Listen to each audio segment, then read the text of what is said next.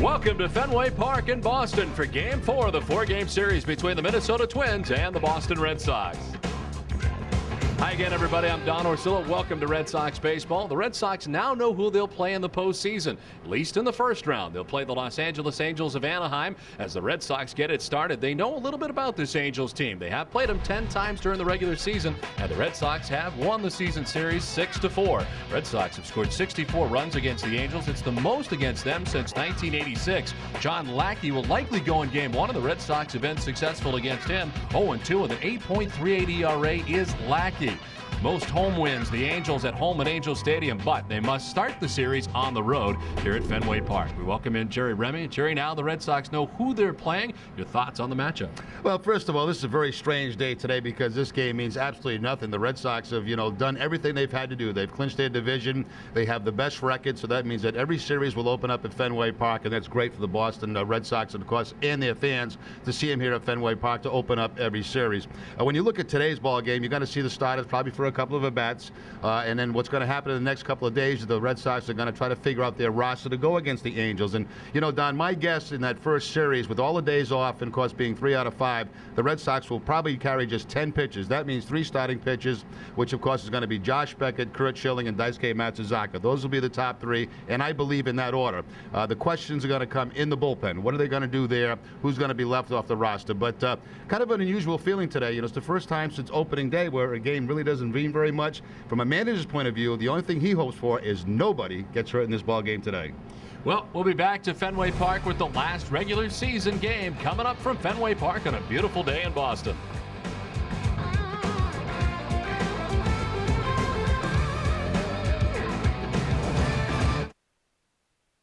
Never before has America seen something like this from a car manufacturer. Dodge introduces the Lifetime Powertrain Limited Warranty. Never before has any other car manufacturer, foreign or domestic, possessed the confidence to do this. And Dodge has done it. It means no more repair bills for covered parts for as long as you own your Dodge vehicle. It means a lifetime of peace of mind. It's a first, and it's only from Dodge. Dodge. Grab life.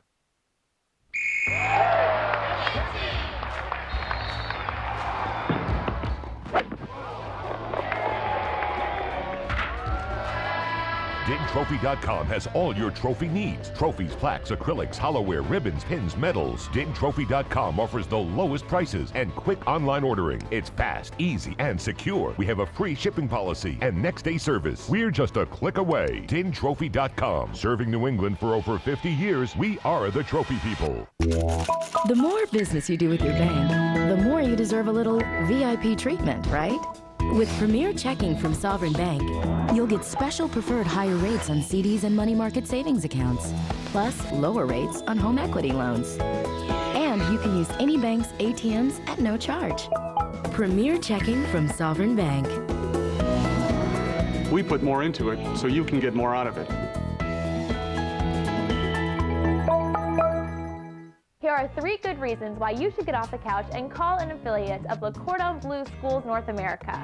1. They'll send you complimentary information about the world-famous Le Cordon Bleu culinary program. 2. They can help prepare you for an exciting career as a chef, pastry chef, caterer, or more. 3.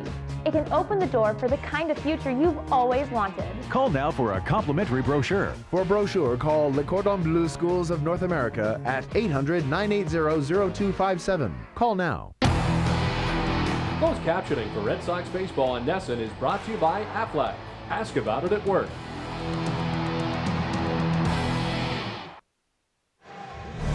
Boston Red Sox baseball in Nesson is brought to you by Southwest Airlines, your New England Subaru dealers, Foxwoods Resort Casino, your local Lincoln Mercury dealers, and by New England Toyota dealers.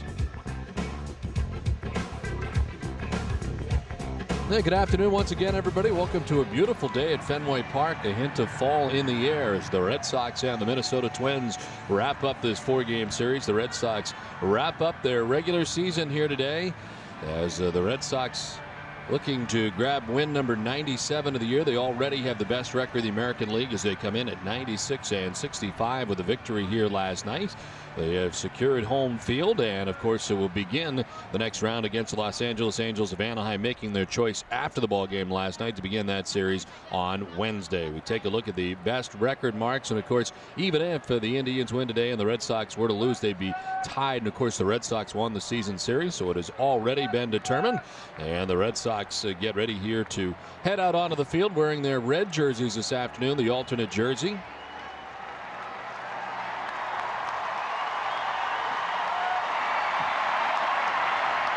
And as they take the field, let's check out the visiting Minnesota Twins starting lineup, brought to you by Rico.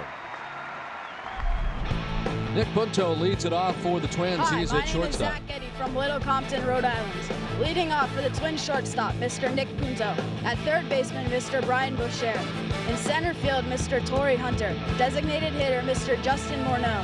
Right fielder, Mr. Michael Kadire. First baseman, Mr. Carrot Jones. Left fielder, Mr. Rondell White. Catcher, Mr. Matthew LeCroy. And second baseman, Mr. Alexi Casilla.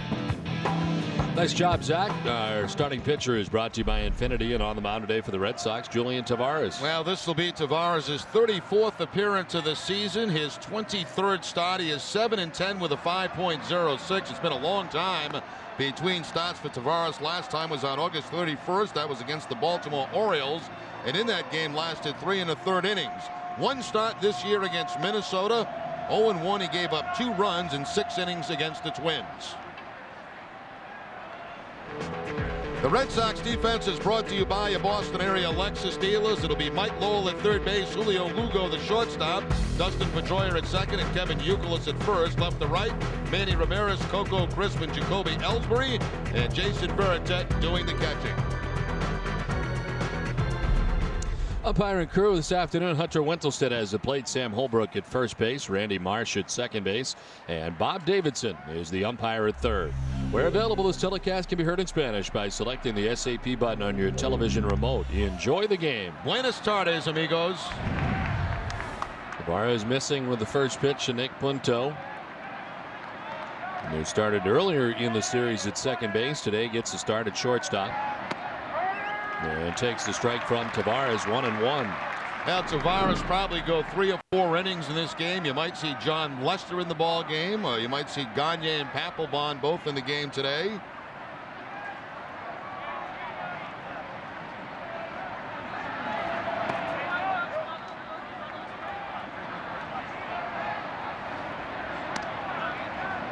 Trying to get those final appearances before the postseason.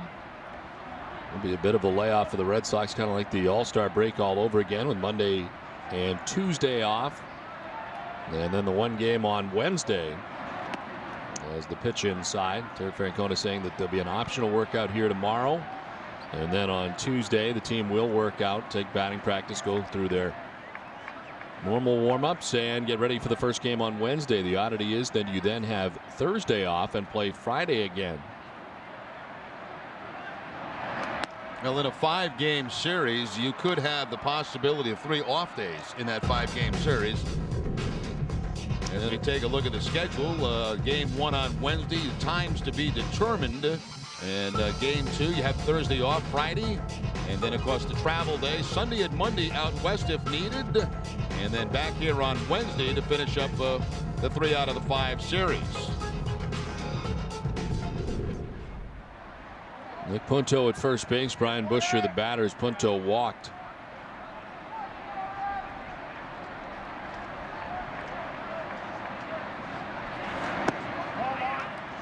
Tavares missing inside for ball 1. Brian Busher started third base in the entire series, hitting at .244 with 2 homers and 10 runs batted in.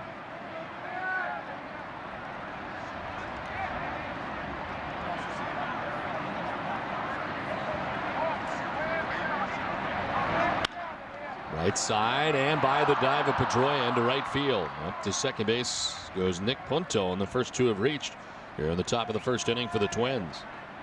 Change up that time from Tavares, and the dive by Pedroia, but it just gets by him. So the Twins off quickly with the walk and the base hit. Not been a lot of work for Julian Tavares over the last couple of weeks. No 2 on, nobody out, and it brings up Torrey Hunter. So the shadows casting across the home plate area already today.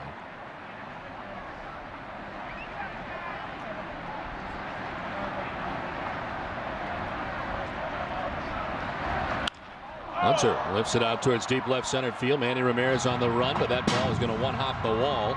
Crisp will play it as Punto scores the game's first run. And into second base with an RBI double goes Torrey Hunter to put the Twins on top 1-0.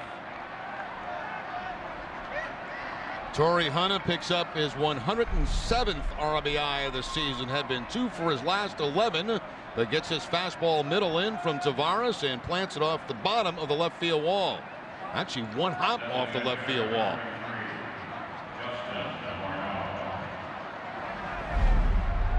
Well, just 8 pitches so far for Tavares, and quickly the Twins on top 1-0 on a walk and back-to-back hits. Well, Justin Morneau, the designated hitter.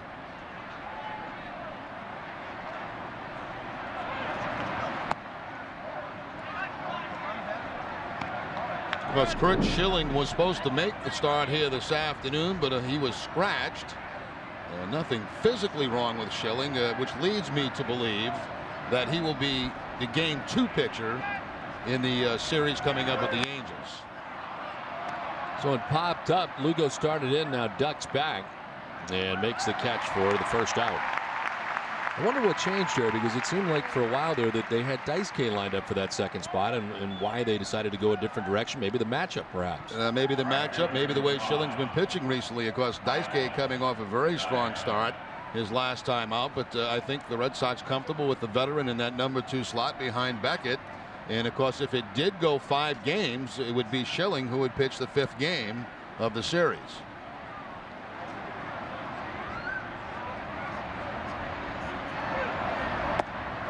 Michael Kadire takes strike 1 from Julian Tavares. Kadire 278, 16 homers and 81 runs batted in. That's with Brian Busher at third base, Torrey Hunter at second base. And it's gathered by Veritek in the dirt.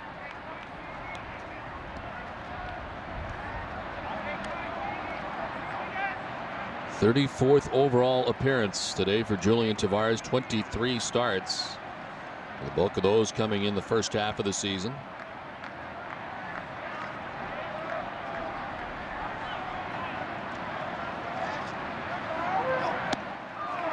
Swing and a miss.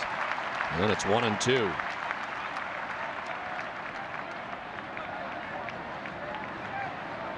You may remember he was matched up. Julian Tavares was back on May 5th, the Metrodome, against Johan Santana. Allowed just 2 runs and 4 hits over 6 innings in that game.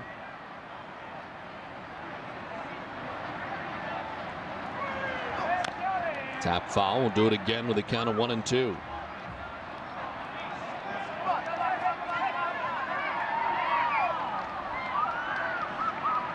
He was finally moved to the bullpen. He had made 18 straight starts to begin the season. He was 5-8 with a 5.27 earned run average.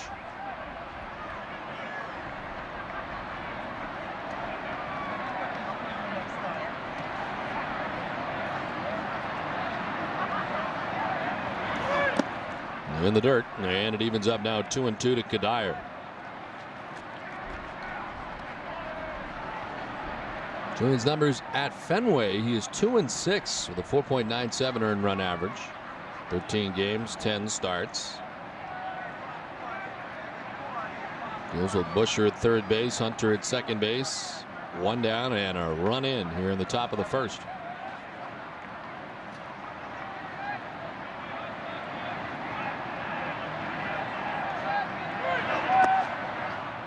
Full count to Kadire. He's been unbeaten in 7 straight starts from May 17th through June 20th. He's 4-0 with a 3.07 run average during that span.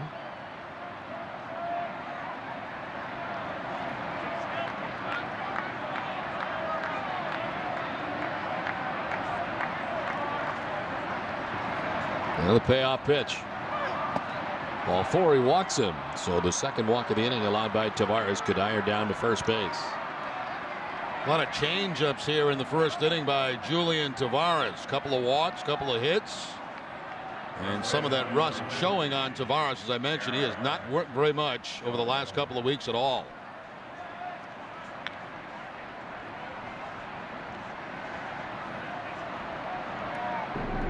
So the base is filled here with the Twins as Justin Morneau is the only out of the inning. Garrett Jones stands in, hitting at .216, 2 homers.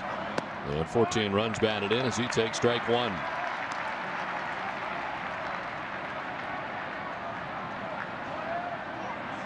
Two hits and 2 walks so far in the inning for Minnesota and a run.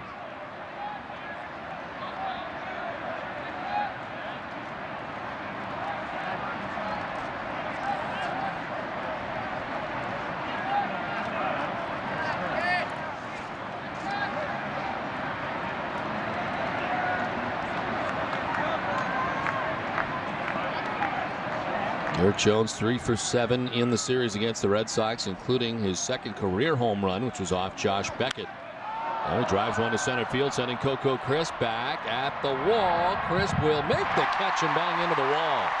Tagging and scoring from third is Busher with the second Twins run. And it's 2-0 Minnesota on a long drive by Garrett Jones. He's the second out of the inning. Well, Coco's been doing it all season long with spectacular defensive plays. We go back to the ball game last night with Torrey Hunter at the plate. A bloop that looked like it was going to drop in, but Coco covers the ground on the slide, makes the catch. And now this afternoon going right back to that center field wall, battling the sun, battling the breeze, makes the catch. And it ends up being a sacrifice fly instead of maybe 3 runs. So first and second, 2 down for Rondell White.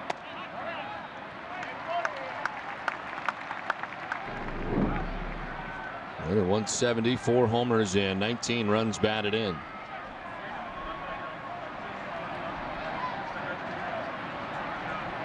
It's been a good chunk of time, better than 2 months on the disabled list with a strained right calf muscle.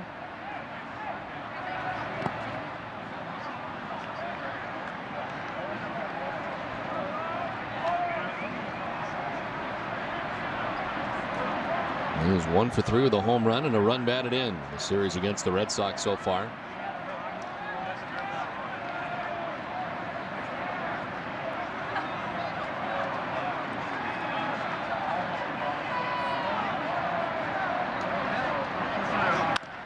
Up over the mound, back up the middle and into center field, a base hit for White. Torrey Hunter being waved around. Throw goes to third base, and in safely there is Kadire. It's an RBI single for Rondell White and puts the Twins on top 3-0.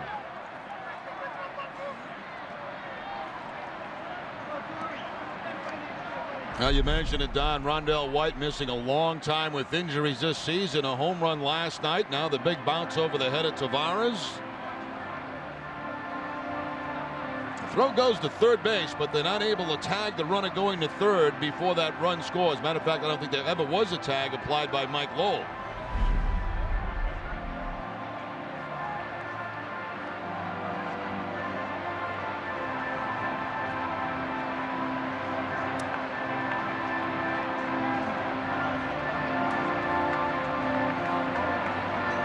So 3-0 Twins lead right out of the gate today. There are 2 outs in the inning. It's first and third, and Matthew LeCroy is coming up.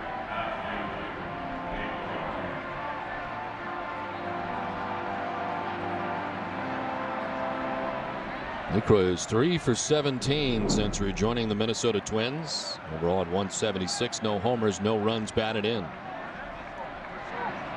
8th man to bat here in the top half of the first. Inside, ball 1.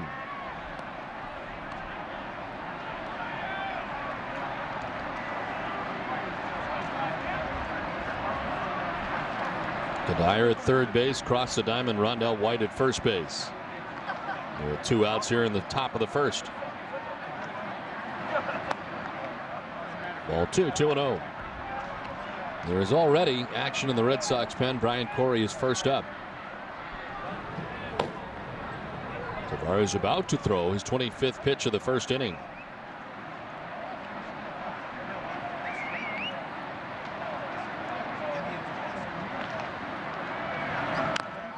Lucroy chops it foul, and it's 2-1.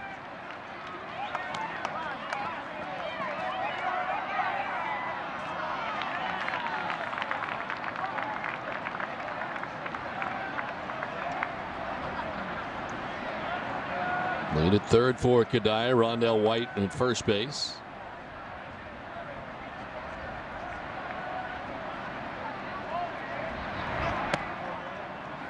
Ball 3-1.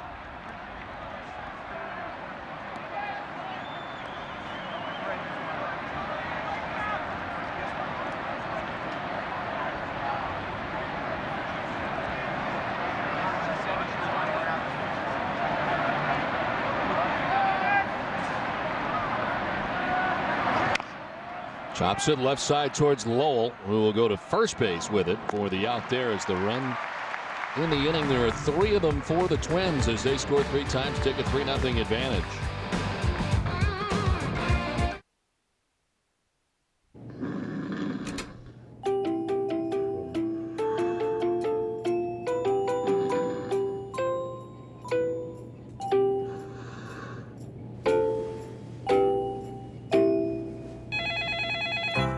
That's why Southwest Airlines has 23 daily nonstop flights from Manchester and Providence to Baltimore, Washington, so you can always catch a later flight. And you can count on us to get you there with our convenient nonstop flights and on-time service. You are now free to move about the country. Stop, Hub! Where should we sit? Right at first base. Wait, how about along the third baseline? Wow, this is great. Just like having season tickets. Looking for great seats? Buy tickets from other fans. Have extra tickets? Sell them to other fans. Go to StubHub.com today for tickets to the hottest sports, concert, and theater events, even if they're sold out. Peanuts. Hey, there's still tickets right behind home plate. Let's go for it. StubHub, your choice, your ticket, your experience. StubHub! It's how to compete with the big dog and daddy. Check out the 2008 Ford Super Duty during Ford Truck Month. This truck is the big dog daddy. With the most payload and the most towing in its class, nothing can outperform the big Ford Super Duty. Plus, it's a leader in total quality. Heck, this is nicer than my tour bus. Now get up to $5,000 cash back on Ford Super Duty, only during Truck Month at your local Ford dealer. It's time to run with the big dog. It's a race for the most important political office in the nation, Red Sox Nation. Tune in to NESN for a special encore performance of the Red Sox Nation presidential debate with special guest moderators Ted Russert and Tina Cervasio tonight at 10. It's Soxtober on NESN. Catch Sox in 2 replays of the season's best games and get expanded postseason coverage on NESN.com. Tune in, log on, play on. This Soxtober only on NESN. 3-0, the Twins on top as the Red Sox come up their lineup today on Junior Announcer Day. Hi, my name is Ben Iman from Little Compton. Leading off for the Red Sox, second baseman, Mr. Dustin Pedroia. In left field, Mr. Manny Ramirez. The designated hitter, Mr. David Ortiz. Third baseman, Mr. Mike Lowell. First baseman, Mr. Kevin Youkilis. Catcher, Mr. Jason Varitek. Center fielder, Mr. Coco Crisp. Right fielder, Mr. Jacoby Ellsbury. And the shortstop, Mr. Julio Lugo. Nice job, Ben. The starting pitcher is brought to you by Infinity, and on the mound today for the Twins, Matt Garza. Well, Garza made 16 starts down at AAA Rochester this season, where he was 4-6. He's made 14 starts at the major league level, where he's 4-7 with a 3.92 ERA. First time he's faced the Red Sox this year. He did beat him here last at Fenway Park in 2006.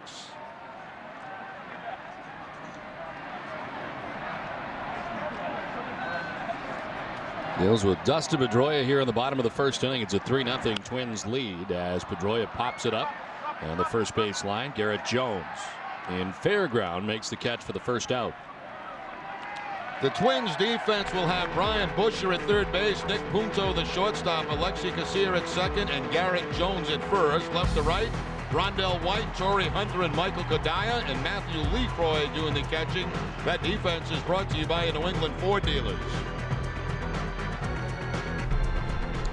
Yeah, the weather conditions here today at Fenway Park, 61 degrees. And the wind blowing in from right field, partly cloudy today, but right now a lot of sunshine.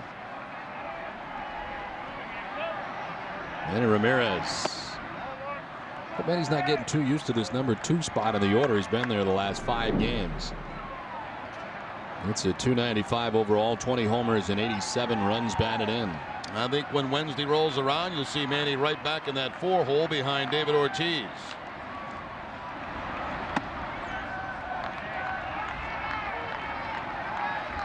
In the last 5 games, Manny's 6 for 16 and his return at .375. Of course, prior to that, missing 24 games with the strained left oblique muscle.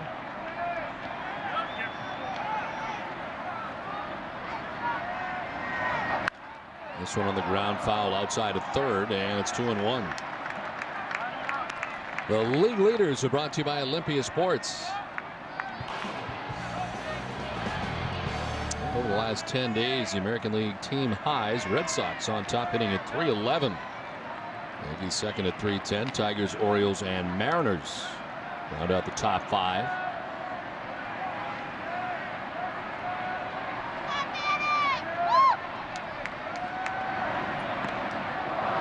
Well, with everything decided in the American League, the only league to watch today is the National League, and of course that race between the Mets and the Phillies, dead even and early. The Marlins leave the Mets 7-0. And Philadelphia has a 1-0 lead over Washington. It's a dreadful start today for the Mets. Dontrell Willis going for the Marlins. Tom Glavine was scheduled to start today for the Mets. This one fouled back by Ramirez. I can only think of Jimmy Rollins' comments earlier in the season when he said we're the best team in this division. Of course, at that time the Mets were way ahead, and the Phillies just kept plugging away, and today they have a chance to win that division.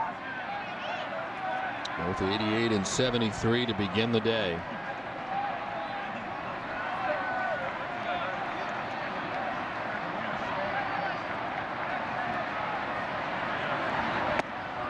Outside, ball 4. Ramirez down to first base. 1-out walk.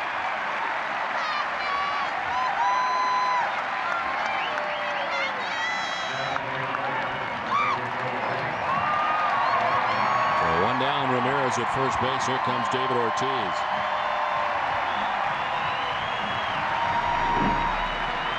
Poppy back in there today, hitting at .333. 35 home runs, 117 runs batted in. And last night off, 7 for 8 in the series against the Twins. His 4-game series coming to an end today.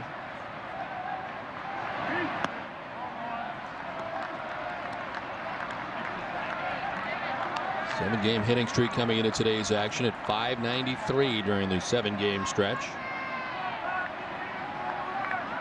He's reached base safely in 13 of his last 15 plate appearances.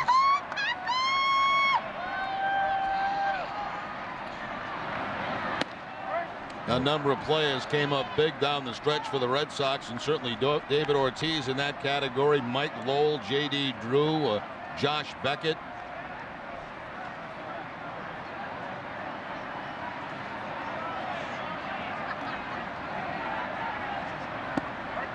Pitch in there for a strike, and it's 1-2. The complexion of the Red Sox lineup looks totally different when you got J.D. Drew catching fire the way he has, as that has made a huge difference down the stretch, and right now maybe in a stride that we have seen at his best all season long right now. And of course J.D. Drew the day off today, at least to begin the ball game. Well, sometimes I think we make too much about who's hitting behind somebody, and a perfect example is this month of September when Manny Ramirez was basically not in the lineup, but David Ortiz had a huge month.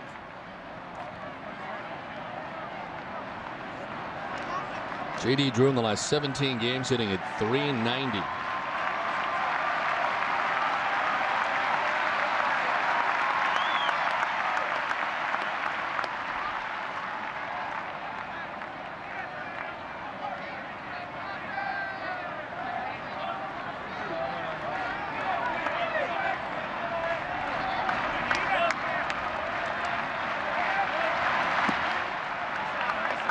Two and two.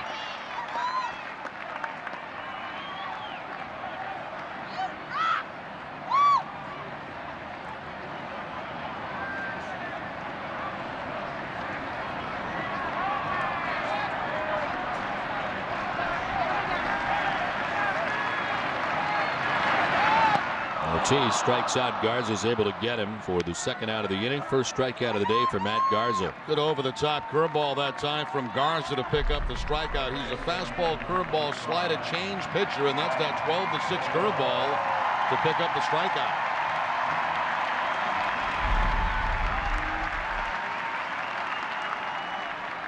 So 2 down. Manny Ramirez at first base. Here's Mike Lowell. He had 326, 21 home runs, 120 runs batted in.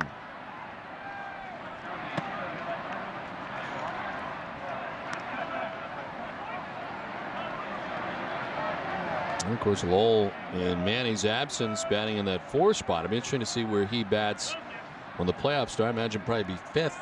J.D. Drew had batted in that capacity for a while. Then Lowell moved in there. This one on the ground. It's short. Punto underhanded to second for the force out that ends the inning. We have played one from Fenway. It's 3-0 Twins. It's finally here, the Jeep model year-end clearance. The perfect time to have fun out there in the Jeep 4x4 you've always wanted. From rugged Commander to sporty Liberty and luxurious Grand Cherokee. Get some of our best offers of the year on our greatest lineup ever. Now, well-qualified returning lessees can get a low-mileage lease on a Patriot or Compass Sport for $229 a month. Add that to the best warranty in the business, our exclusive lifetime powertrain warranty, and that's an offer no one else matches. Hurry, the Jeep model year-end clearance ends soon.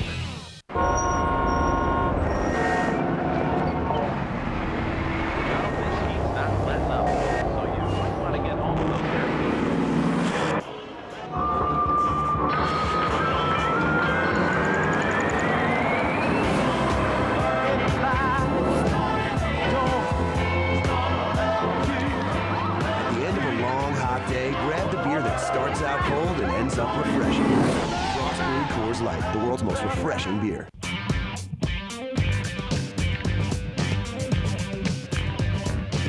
The best brands, amazing prices, the greatest service. Get it at Olympia Sports. Shop with confidence. Satisfaction guaranteed. Going to Burger Town. Want anything? Oh, if they still have the Can My Butt Look Any Bigger meal, will you get me one? Me too. Instead, try the new Subway Fresh Fit Meal. Now with more tasty choices like new hearty wheat bread and low-fat yogurt. Subway, eat fresh.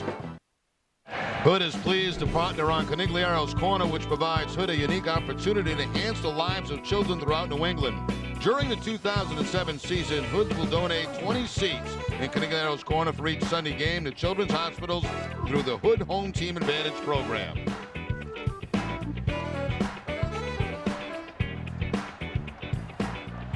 Second inning as the Red Sox trail the Twins 3-0. Alexei Casilla leads it off for Minnesota. Then Nick Punto and Brian Busher in the second inning.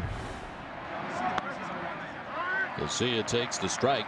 Tavares had to throw 27 first inning pitches and faced 8 batters. Casilla 226, no homers, and 9 runs batted in.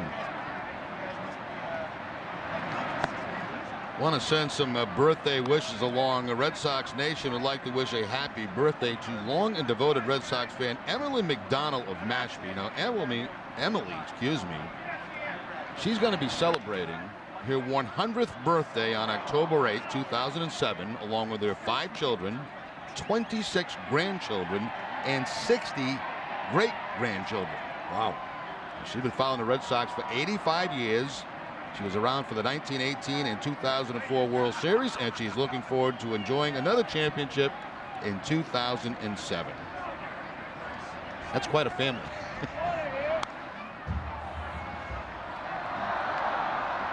So happy 100th birthday on October 8th to Emily McDonald of Mashpee.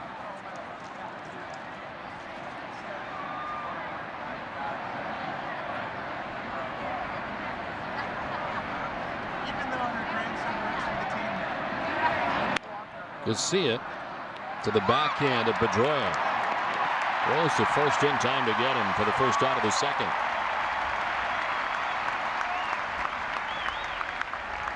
Backhanded play by Pedroia. He elects to slide after making the catch and then pops up to throw out Casilla at second base. Sometimes that slide helps stop your momentum, so if you make the play standing up, you just keep running towards center field.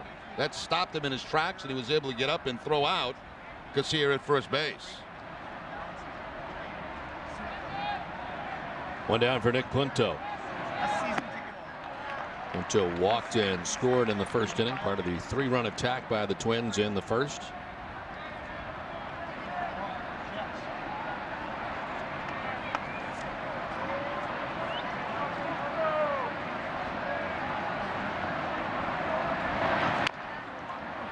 Rolled down the first baseline. It is picked up, and the out at first by Euclid. Tavares kind of got in the way there a little bit, but Euclid's able to get the out 2 down. Stop and Shop's triple winner has raised more than $43 million for the Jimmy Fund thanks to the support of Stop and Shop customers, suppliers, and the Boston Red Sox. Stop and Shop, the official supermarket of the Boston Red Sox.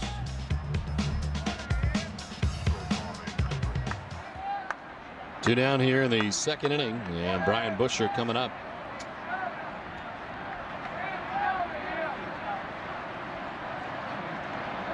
Busher with a single to right field in the first inning, came around to score the second Minnesota run. The center field, Coco Crisp coming on. And a much better second inning for Julian. Tavares retires the sign on just 8 pitches. 3-0 Twins. It's finally here, the Chrysler Model Year-End Clearance, with no interest for 6 years on Chrysler Aspen and Town & Country, with more miles per gallon and more style per gallon. Well-qualified returning Chrysler lessees get a low-mileage lease on 300 for $249 a month. Add that to the best warranty in the business, our exclusive lifetime powertrain warranty, and that's an offer no one else matches. Hurry, the Chrysler Model Year-End Clearance ends soon. As you know, it doesn't cost much to get a AAA card, but you probably didn't know just how much that little card can save you, like 15% off at New York & Company. AAA members save 6% on Dell computers and electronics. And you can take advantage of member savings on AAA batteries. In fact, you can save at over 150,000 merchants nationwide. Go to AAA.com/save for a full list of savings. Start saving with your AAA card today. It's all taking shape. The Red Sox win it! After 162 games, it comes down to this. The Indians are the king of the hill! The AL Division Series is here. The Angels, the Yankees, Red Sox, Cleveland Indians. These are can't-miss matchups. Let the postseason begin. Oh, you gotta love it! There's only one postseason. There's only one Fall Classic. There's only one October.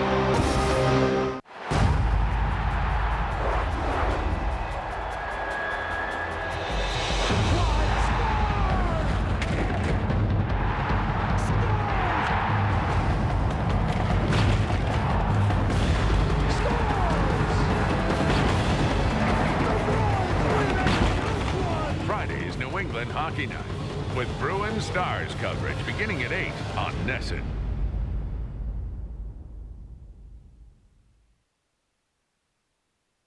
Red Sox baseball on NESN is brought to you by W.B. Mason and their new What a Bargain Super Clearance Center for office furniture and equipment.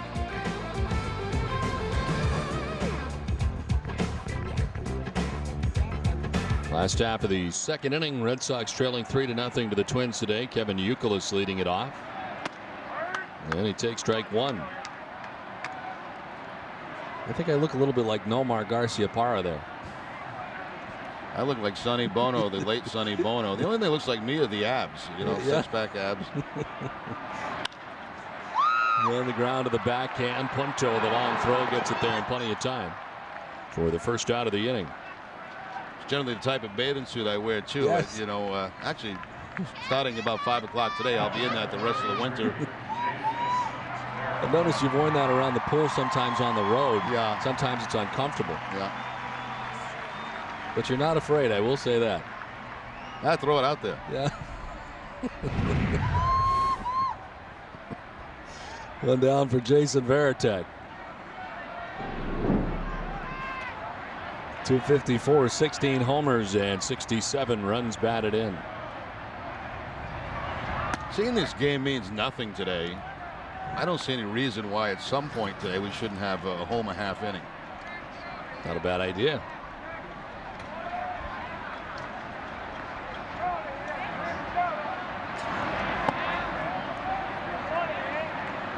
I enjoy when you do that. Kind of just let you do your thing. And I think what did you do? 3 times last year? 2 or 3 times? I don't know. I don't remember.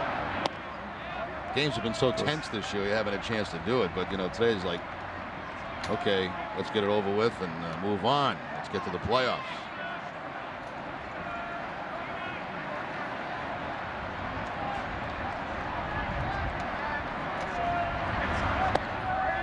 It's in there for a strike to Varitek, and the count 2-2. Varitek and then Crisp to bat here in the bottom of the 2nd inning.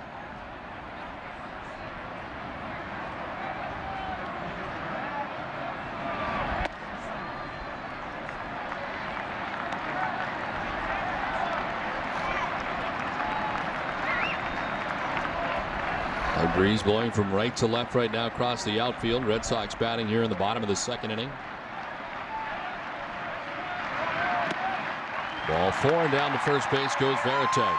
Second walk allowed by Garza. Let's check in with Tina Cervasio. Don, today Terry Francona said we are going to see some different guys in different positions. We see Jacoby Ellsbury playing right field for the first time, and right now John Lester is warming up in the bullpen. And just as John Farrell mentioned yesterday, they're going to try and see what will happen if Lester was to come out in relief, and you're going to see him soon. John will pitch a couple innings out of the bullpen today. And again, we're covering all our bases for the future, keeping guys sharp, just want to cover everything. We try to cover everything, and we will continue to do that. So this could be a combination of things. Again, like the manager said, to keep somebody sharp like Lester, who obviously wasn't able to get another start in by the end of the season, but also to see, once they shut down Clay Buchholz, that was somebody they were considering in the bullpen possibly during the postseason. So maybe they want to see how John Lester will react coming out in relief. And all of that, of course, will be unveiled as the weeks move on in the postseason. Okay, Tina, thank you very much. As Coco Crisp bats with 1 out and 1 on. If I was to have a guess about Lester, my guess would be that they're going to pitch him out of the bullpen today and keep him throwing in case something were to happen to one of the starting pitchers. Remember, you don't need a lot of pitching. You need 10 pitches in that first round. And I would be very surprised if Lester is on that. With that said, fly ball shallow center. In comes Torrey Hunter. And he makes the catch for the 2nd out of the inning.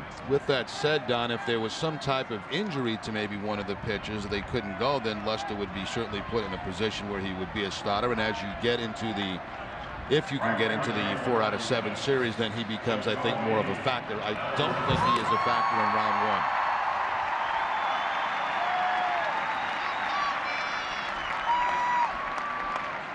Two down, Jason Varitek at first. Here's Jacoby Ellsbury getting the start in right field today.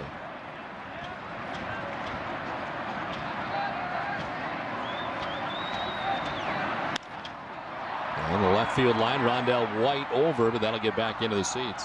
I mean, it's pretty easy to do the math when you start thinking of 10 pitches and you have 3 starters. You have Wakefield. Okay, he may have to go to the bullpen, so that's 4, right? Of the 4 starting pitchers.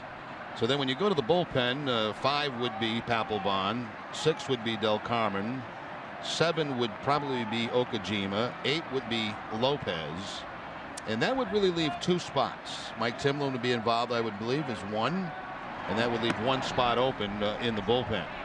Did I mention Gagne? I don't think you did. So that's your 10th. I think that's your 10th.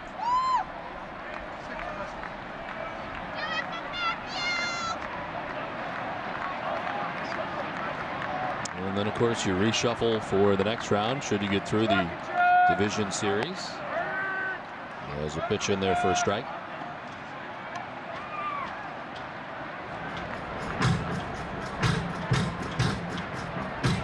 They're a very rhythmic group.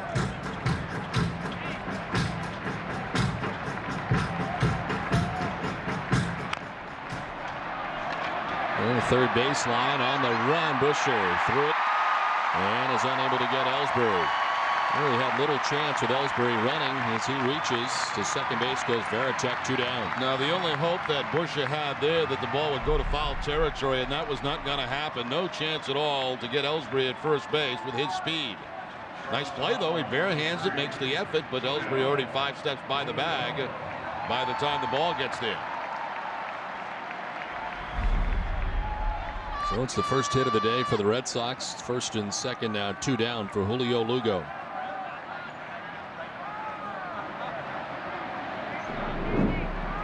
Lugo 236, 8 homers, and 73 runs batted in.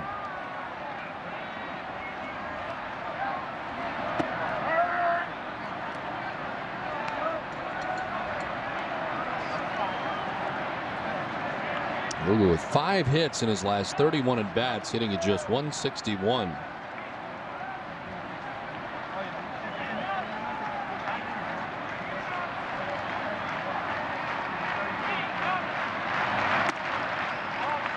Outside 1-1.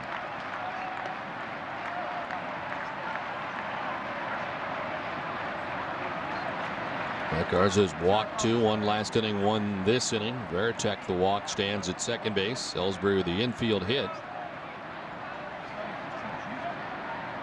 And the Shadows making their way about halfway to the mound.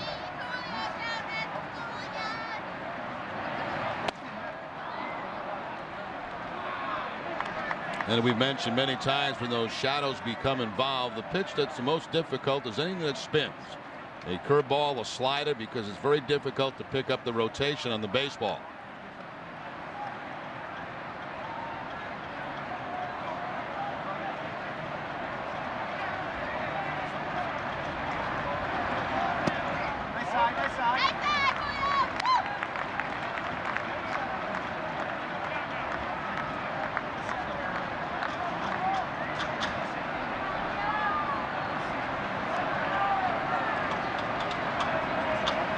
Jason Veritek at second base, Jacoby Ellsbury at first base. 2 down here in the last half of the second. Lugo grounds it foul off himself all the way to third base.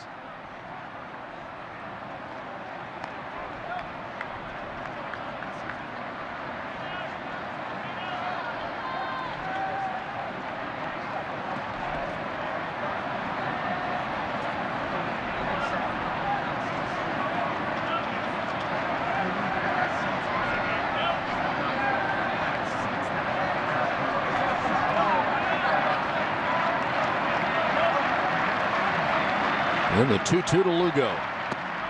Ball 3 and a full count.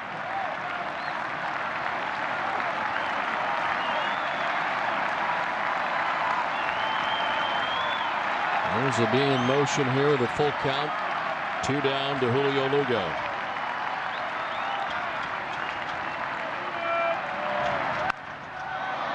And foul. You think of this format that's coming up for game 1 of the playoffs against the Angels. It is a strong possibility that you would have Jonathan Papelbon available for every single game. Right. Because you have a day off between 1 and 2. You have a day off going into 3. Now the only back-to-back games are going to be the ones out in Anaheim. Sunday and Monday. So that depends on how many pitches he would have to throw there. Then you come back with an off day before the final game. So it's quite possible you could have him available for 5 games. Lugo tried to hold up, but he went around to strike out to end the inning. Second strikeout for Garza. We played 2. It's 3-0 Minnesota.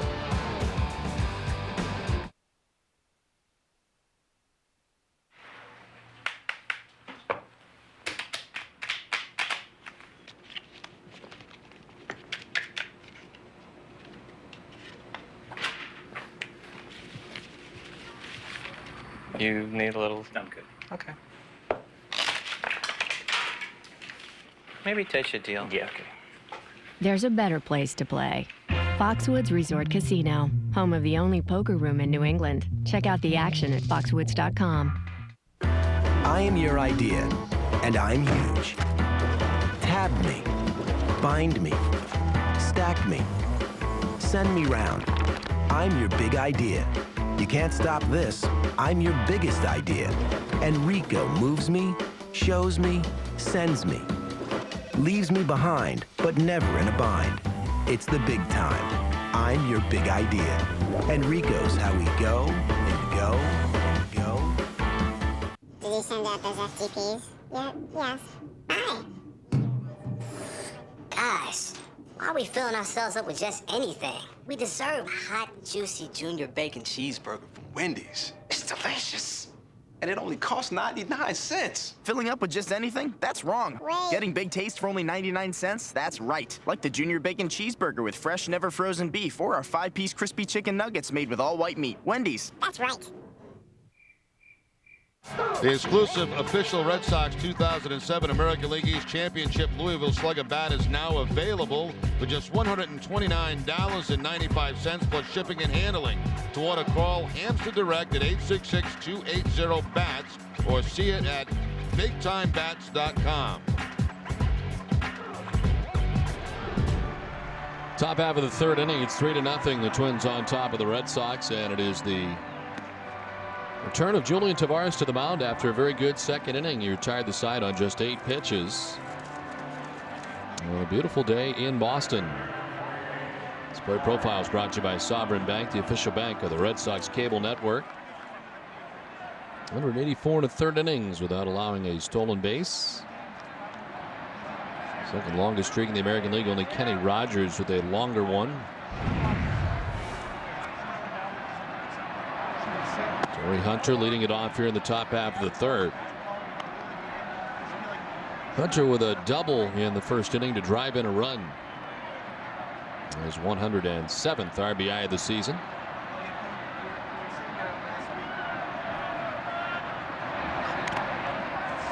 Fouls it off Veritek, and the count 1-1.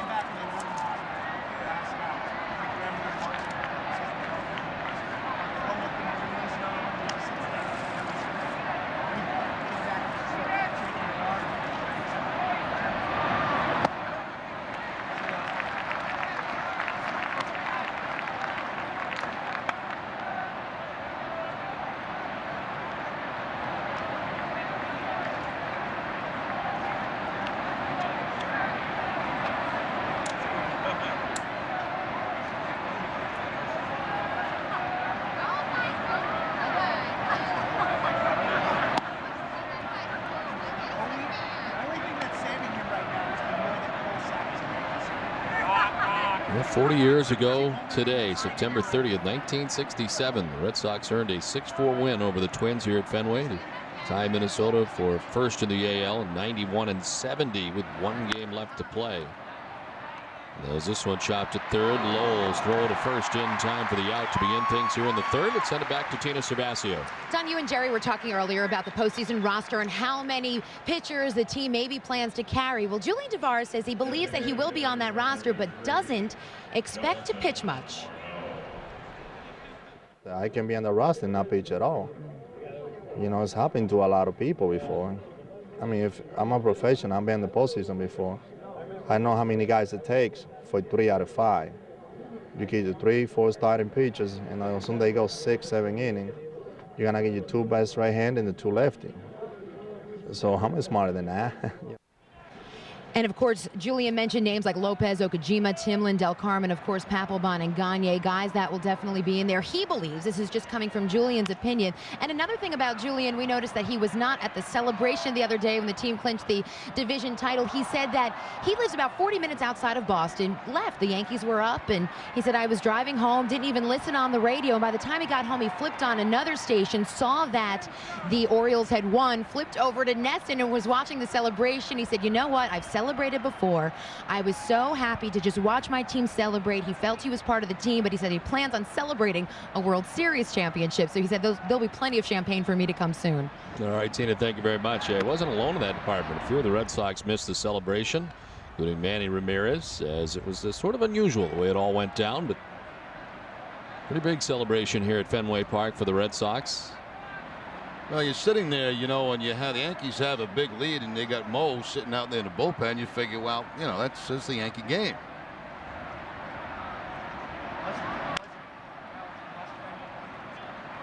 What would you have done in that situation had you been a player? You probably would have taken it to the house, right, at the end of the game, or you think you would have waited around? I'd have gone home.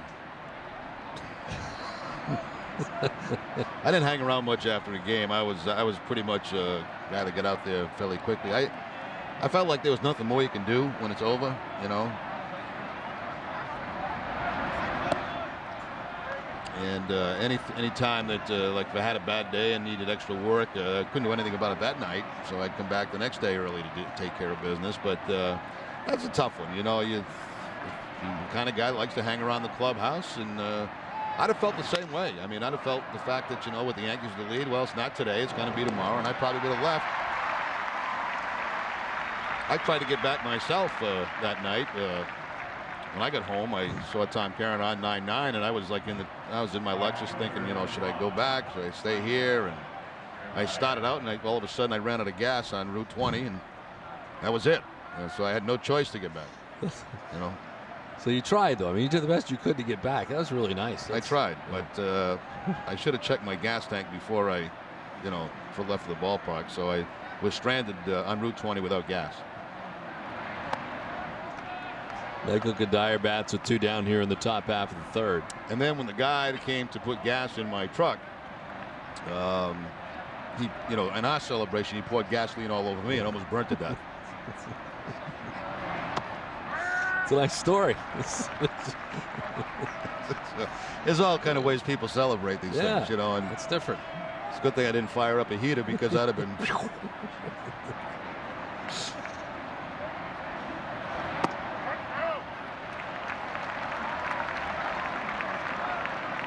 Well, not much has changed about you over the years as far as the game's over and that's it. I mean, you're done. You've done all you can do. You can't do. There's nothing more you can do.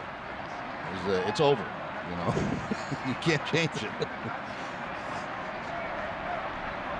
You can beat it to death for about 3 hours, but there's nothing you can do about it. It's not going to change. Pedroia on to first. Another 1-2-3 inning. Tavares settling in. He's retired 7 batters in a row. It's 3-0 Twins.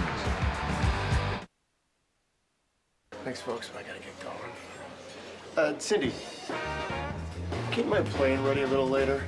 We're not finished yet. Cindy, I got stuck on a client call. Cindy, something else just came up. Oh, yeah. Hey, Cindy. Your plane is ready. Thanks, Cindy. You're the best. With so many convenient nonstop flights, you'll feel like you have your own company plane. You can count on Southwest Airlines to get you there on time with friendly customer service. You are now free to move about the country.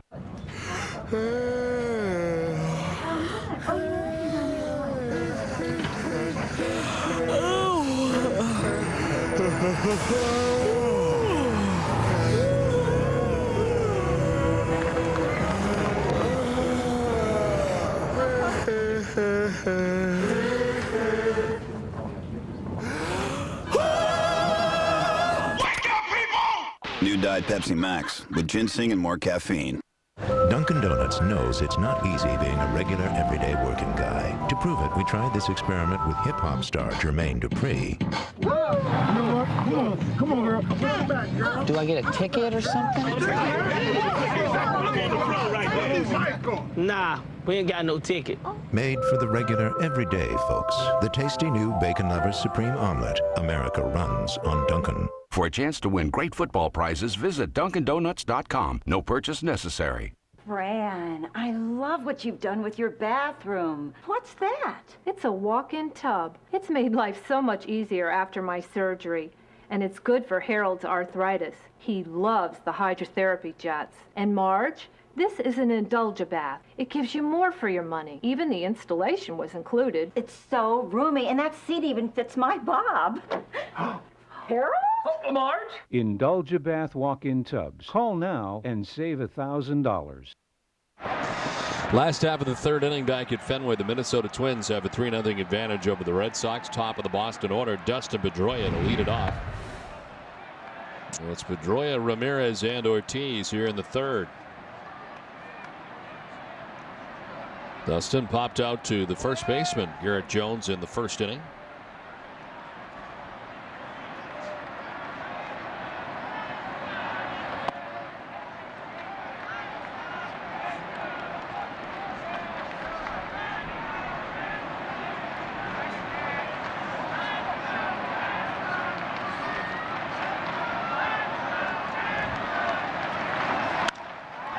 Towards the gap in left center field. That'll get down as it gets through to the track of the wall.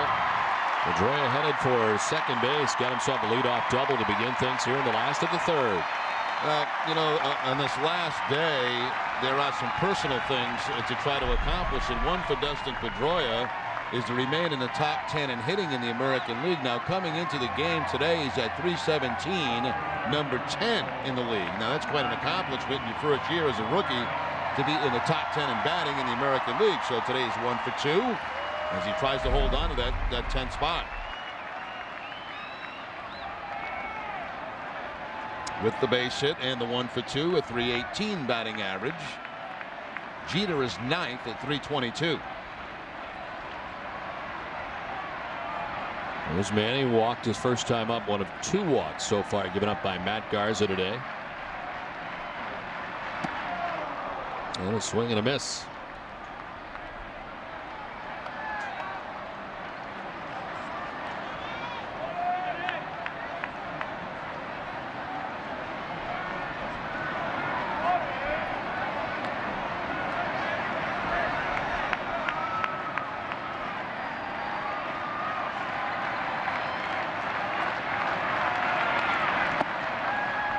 Pitch outside, the count 1-1 now to Manny. Red Sox closing out the regular season today. Austin 5-1 in this current homestand. They've won 6 of their last 8 games. Their best winning percentage in the American League this month. Let's check out the Aflac trivia question. Who is the only pitcher to win the Rookie of the Year, Cy Young, and MVP awards? We'll be answering for you a little bit later. You ever rented one of those sailboats, Jerry? No. In the harbor? No? I have no interest in that whatsoever. It looks pretty, but there's a lot of work to it, I guess, because you got to keep adjusting that thing, you know, depending on which way the wind blows. You just keep going around in a circle all day. But no, I have. It looks nice. It's a beautiful shot. But I think I'd rather be in my cave, which I'll be returning to in a matter of hours.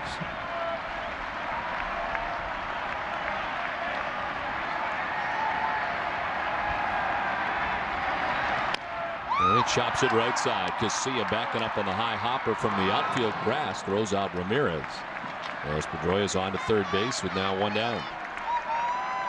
Well, Don, last night I mentioned about tickets for the playoffs, and this afternoon at some point on the RemReport.com, the winner for the Wednesday opening game ticket of the playoffs will be announced on the website today. So, you know, you still have till midnight tonight to sign up for Rem Dog Nation for a chance to win for the rest of the, you know, all through the playoffs, 2 free tickets. But the winner for we have to announce it early so they can, you know, be able to make their plans to get here. You pick them up at Bertucci's in Kenmore Square, and of course come enjoy a playoff game. I met a couple of people outside today who won the tickets for today's game. And that's been a very nice thing all year, and it's going to continue through the playoffs. We also had a ton of orders last night for the, how do I say it again, Baseballs to the Wall t-shirt. Once they got a look at it, that was big time. So check that out while you're there. And also scorecards of the postseason will also be available, as I will be keeping score of all the games. And if there's one particular game that you want, go ahead and order it. So all those things happening at the Rem Report today. But you have till midnight tonight to still be able to get to win those playoff tickets.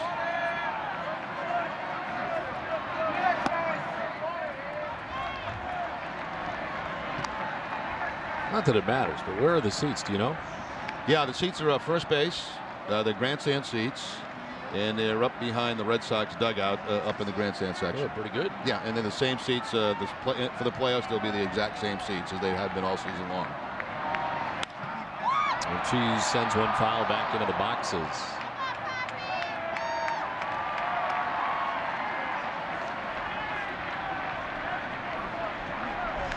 Well, today being our last telecast of the season during the regular season, our thanks to so many, but Billy Titus, third base camera, John Clammy Carolyn, Joe Stafford, a man's man, Kenny Boyd, Bob Selly Tomaselli, playing in pain the last couple of days, dealing with a mouse. many of our great cameramen and women who do such a fantastic job here all season long, braving the elements early in some long games, and they've done a great job for us all year. Here's some more. Matt Johnson. Tom Gilmet. He's changed his look as the season's gone on. Michael Porta.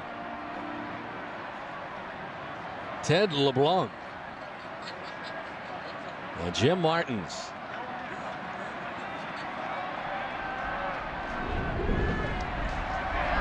One great thing about, it's always fun to come to work. When you come to work with people who you enjoy being around, it makes it even better. And these guys are great. We have a lot of fun prior to the game. I think one of the highlights of the year for me has nothing at all to do with baseball. It's Titus falling flat in his face, trying to catch a reaction after a Red Sox victory and almost knocking down DeMarlo Hale. That's right up there. As Ortiz heads down to first base. Third walk given up by Matt Garza. And it's first and third now, one down. Billy holds that handheld camera, because he's the guy that sprints out there to get that, close-up shot at the end of the game. And it was classic. It was a walk-off win, right? Yes. And I happen to look down in the field, and all I can see is him spread out on the ground with the camera. But he got an excellent shot of the grass. Awesome shot of the grass. Yeah, that was the walk-off home run for David Ortiz, I think, against Tampa Bay. Yep. And Bill Titus got to know DeMarlo Hale a little bit. First and third, one down. Mike Lowell, the batter. I loved it, Billy.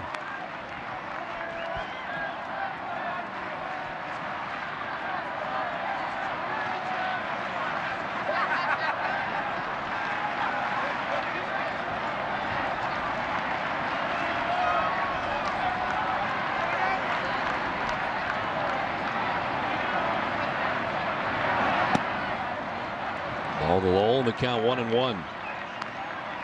Red Sox down 3-0 as they bat here in the last half of the third. They've had base runners in every inning so far.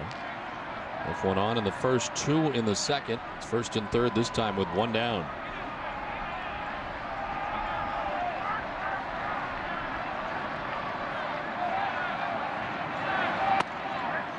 A strike, and it's 1-2 to Lowell.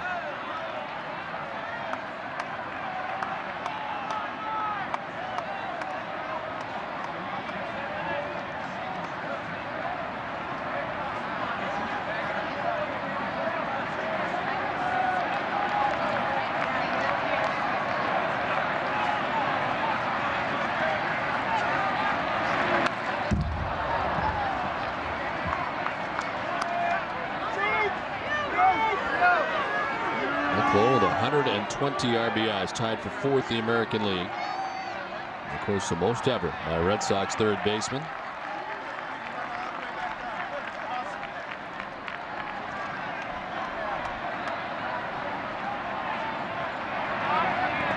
In the dirt, LeCroy to his right to grab that, and it's 2-2. And look at the career highs for him: hits, triples, RBIs, batting average, on base percentage.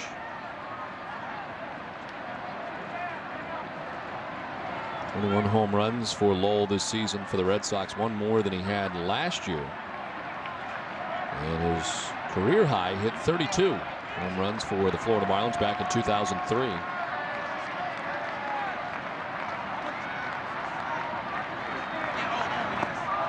Strikes out. Garza picks up his third K of the day, 2 down. That's us talking about the breaking ball, and where the shadows are right now. Very difficult to pick up the spin of the baseball. Slider that time, going down and away from Mike Lowell. It's an excellent pitch.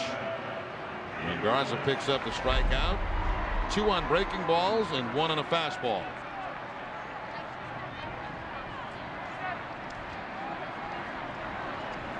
Two down, first and third for Kevin Youkilis. Grounded out to shortstop first time up.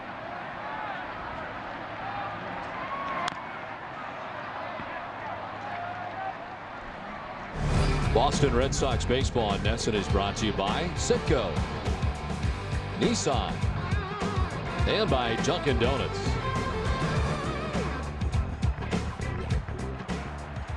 Red Red Sox trailing 3-0 to the Minnesota Twins as they bat in the last half of the third inning. Garza with the 0-1 pitch to Kevin Youkilis. And it's strike two, 0-2.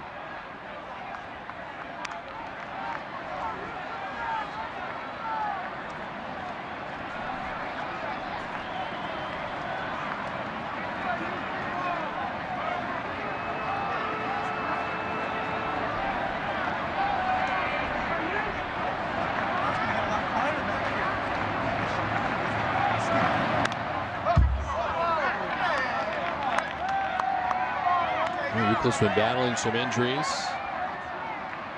Last year had a fantastic first half and then kind of tailed off in the second half, and it's been a similar situation this season for Kevin Youkilis.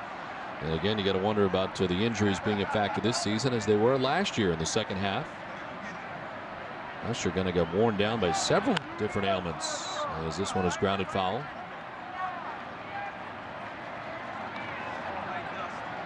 Well, he's looked much better the last couple of nights. You know, when he first returned to the lineup, some of those swings that he was taking still looked very painful, but 3 hits in the ball game last night and just seems to be getting more comfortable. I'm sure he'll come out tomorrow, day off here at Fenway. He'll probably hit some more, and a mandatory workout on Tuesday.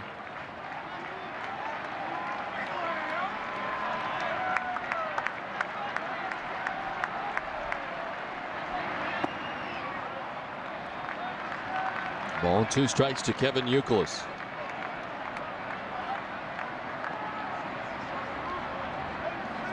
Varitek waits on deck.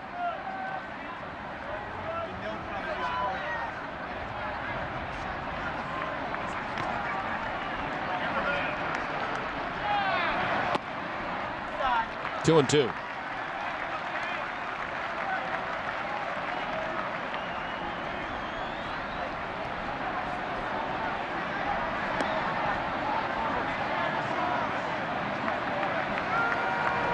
Dustin Pedroia at third base, David Ortiz at first base. 2 down here in the last half of the third.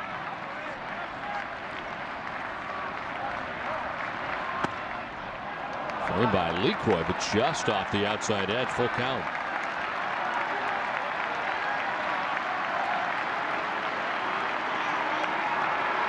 This will be the 8th pitch of the at-bat for Kevin Youkilis.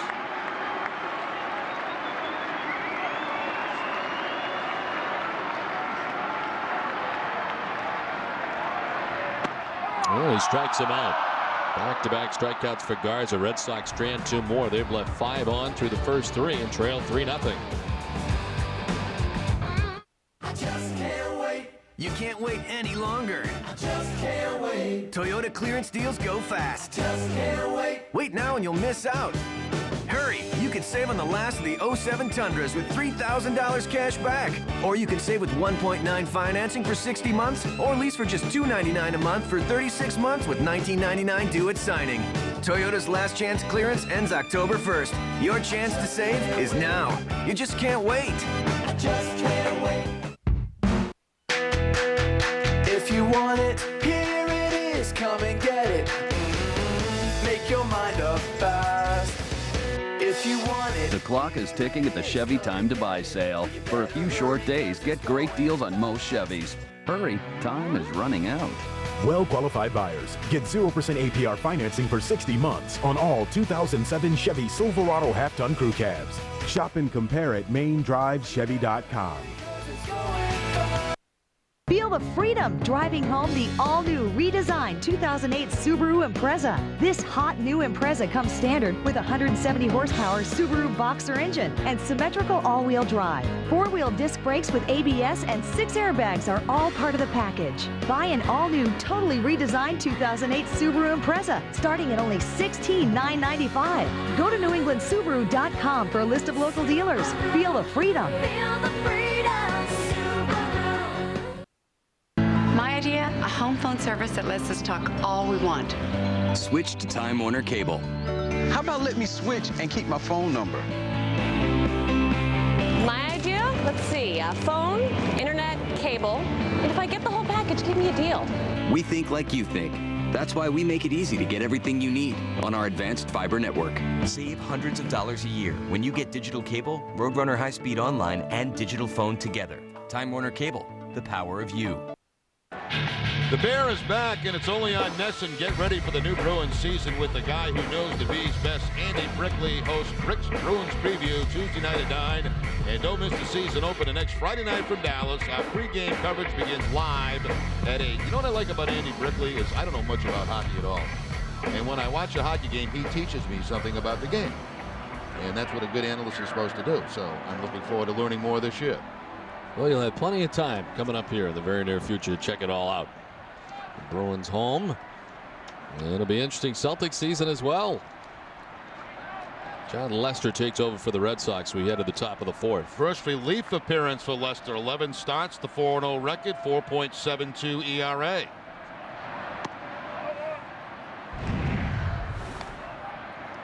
Julian Tavares going the first 3 innings today, giving up 3 hits and 3 runs, all coming in the first.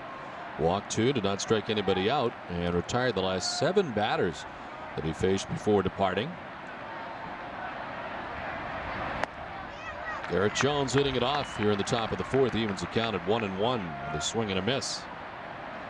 It's Jones, Rondell White, then Matthew LeCroy. 6, 7, and 8 for the Twins here in the 4th inning.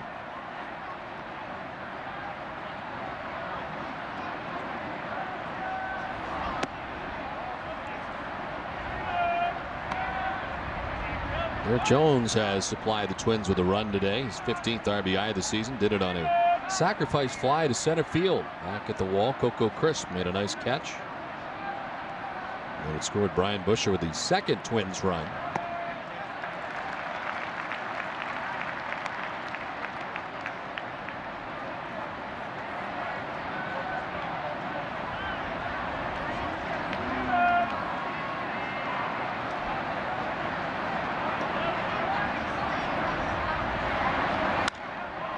Again to center as Chris battles the sun moving into left center and makes the catch for the first out. Let's take a look at some more of our crew. Did a fantastic job all season. Jesse Gregg, Dwayne DeTremont, Tom Cruise, the other Tom Cruise, Ted Carey, the coach.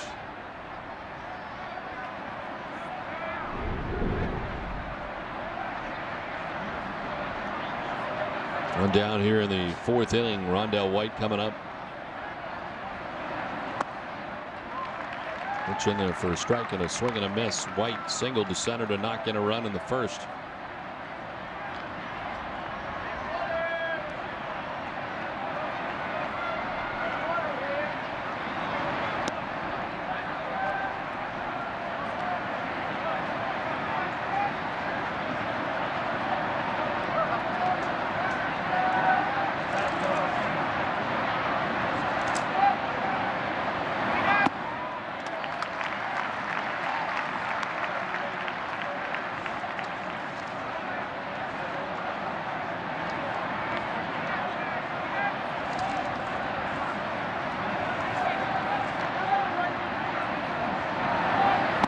Swing and a miss. Rondell White strikes out. John Lester picks up his first strikeout. 2 down. Cut fastball from Lester down and in on Rondell White. So a couple of quick outs for John Lester in his first relief appearance of the season.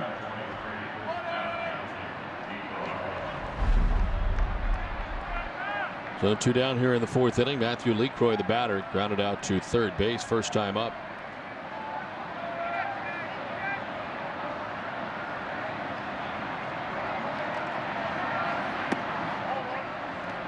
Of course, spending the bulk of the season at Rochester, AAA for the Twins this season.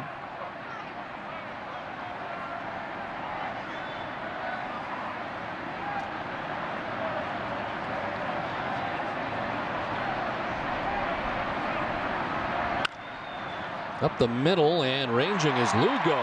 In the air, spirals the throw and a hop. Nicely done. For out number 3, Julio Lugo. 3.5 done, 3-0 Minnesota. You hear about Fensky? No. Got hurt, missed work. Thought his major medical was enough. Poor guy. didn't have Aflac. What does Aflac do? Let's say this is major medical, right? Well, see the hole? That's where Aflac comes in. Helps pay for groceries, rent, all kinds of bills. Major medical? Poor Fensky. He thought he had enough coverage. Aflac. Ask about it at work. How would you like to run a business of your own from the comfort of your own home? It's not as crazy as it sounds. I made over $100,000 a year from my home. I just made a down payment for our vacation home, working part-time. Yeah, you have to be crazy to visit this website and find out how to start your home business. Crazy like a fox. Log on and get your success kit. I made $5,000 yesterday. Crazy? I don't think so. Log on now. Bob, the hero of the day. Stick with Bob and you get more. We want more! Genuine leather everywhere you sit, and it's only $9.99. With matching love seats, still only $9.99. Both pieces with 4 recliners. Genuine leather everywhere you sit, only $9.99. Shop Bob's Discount Furniture, the Patriots official furniture store. Tools, mowers, sports equipment that just won't fit in the garage. There comes a time in everyone's life when you need a shed. Hold on, this is it. Yeah! It's done! Touchdown! Touchdown! Post Woodworking. Call 866-PWI-SHED or check us out on the web at postwoodworking.com. You need a shed, get one from us. Oh, I love this shed, man. Yeah! Back at Fenway in time now for the answer to our Aflac trivia question. Who is the only pitcher to win Rookie of the Year, Cy Young, and MVP awards? Don Newcomb. 1949 Rookie of the Year, 17-8, 3.17 earned run average, 19 complete games in 31 starts. 1956 Cy Young and MVP. He went 27-7, 3.06 ERA, and 18 complete games in 36 starts. And amazingly, that year was not on the All-Star team. We saw him earlier this year. We were in San Diego. Don Newcomb was there. And the Red Sox visited the Padres this year as part of interleague play. Jason Varitek leading it off here in the last half of the 4th inning. Walked in the 2nd.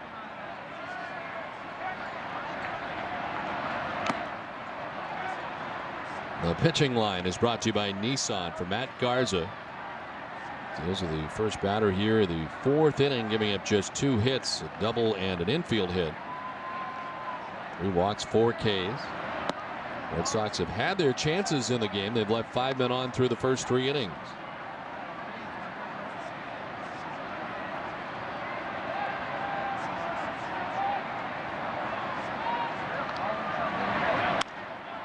Fly ball left field. Rondell White onto the dirt to make the catch.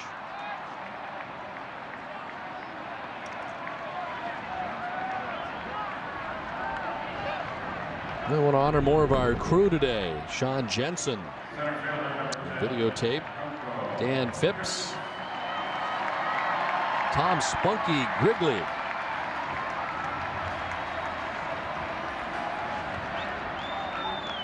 does a great deal of work for Tina Servasio.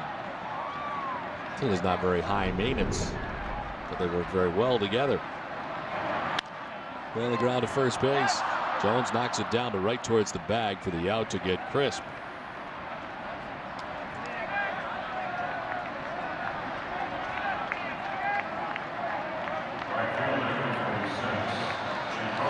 Did you say that Tina was high maintenance? No, I said she's not high maintenance, but they work together. He has to do all the videotape for Tina, you know, and she does her sign bites and everything. He's in charge of all that. I'm the anti-high maintenance person, Don, as I sit here with my sunglasses on. That's what I said. You're not high maintenance.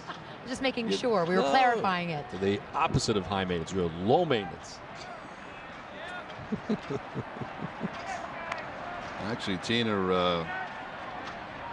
you can see there's a bodyguard sitting right next to her. Yes. Gilby Ellsbury fouls it off back into the seats. Tina, I was watching in the CCS protection. It's almost like the Secret Service.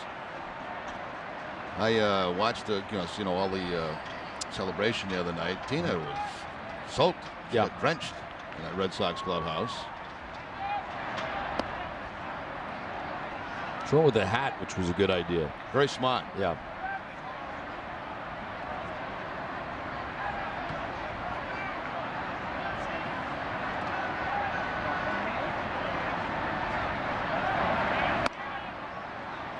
Tina and Catherine Chapman both did great jobs the other night. That is not an easy task. I mean, you get stuff sprayed on you while you're trying to do interviews and talk and try to keep your thought process together. Not easy, but they both did a fantastic job and providing great coverage in the celebration here the other night.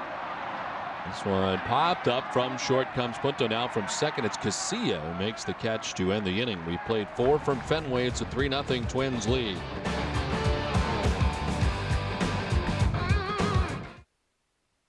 When you're on the go, you need the convenience, quality, and pricing that you'll always find at Extramart. Convenience. Everything you need is priced right and ready to go.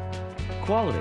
Extramart has their own Extra Cafe gourmet coffee, delicious Deli Joe sandwiches, and Extra Fuels gasoline. All this month at Extramart, Nestle Pure Life Spring Waters, specially priced at just $3.99 per case. Nestle Pure Life, satisfying your healthy thirst for life. In every corner of New England, Extramart is just around your corner. Now, see, when people think of Geico, right, they think of car insurance. And of course, saving money. But sometimes that can lead even the savviest driver astray. Take, for example, the motorcycle owner. He calls Geico wanted to save money on his car insurance, only to realise that he doesn't actually own a car. Well, needless to say, he's quite embarrassed, isn't he? Doesn't matter. Geico insures motorcycles and ATVs as well. That way, no one ends up looking foolish. Geico. 15 minutes could save you 15% or more on car insurance. Stop up! Where should we sit? Right at first base. Wait, how about along the third baseline? Wow, this is great. Just like having season tickets. Looking for great seats? Buy tickets from other fans. Have extra tickets? Sell them to other fans.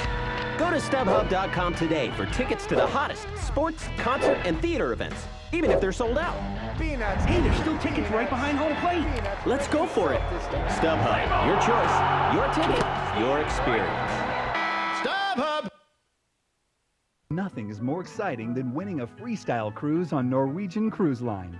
Correctly answer 2 trivia questions in a row and you're entered to win a Caribbean cruise. You can dine or just unwind, all while visiting exotic destinations. With NCL, you're free to whatever. We're giving one away every month. So you better text, "You could be next," to win a freestyle cruise on the Text to Win Challenge. Just text WIN31 to 79608. Text to WIN now. Alexi Casilla leads it off for the Minnesota Twins here in the top half of the 5th inning, trying to bunt his way on, fouls it off. It's a 3-0 Minnesota lead. They get all 3 runs in the first inning. That's all the scoring in this one so far as John Lester returns to the mound for the Red Sox. He had a 1-2-3 4th inning. Deals with Casilla, Punto, and Busher here in the 5th. 9-1-2 for the Twins.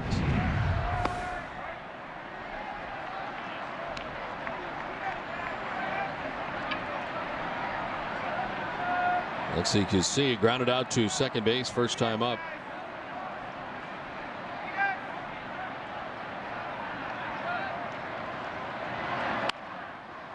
On the ground to first base, Youkilis will flip to Lester. He's got to hurry up as Casilla get down the line quickly, and they do get the out.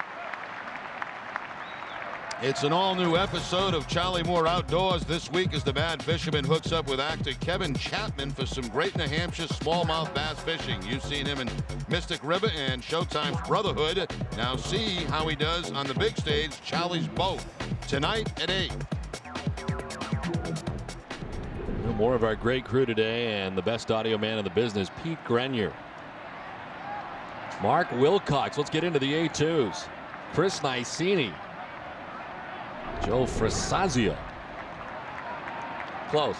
Francazzo. Francazzo. These are the guys that you give the most problem to all season long, and you can't even get the name right. The A2s are great. Yeah. Love the A2s. They're the best in the business. I've never worked with a guy that every day has problems with audio. It's unbelievable. We have the best audio in the league. And very low maintenance.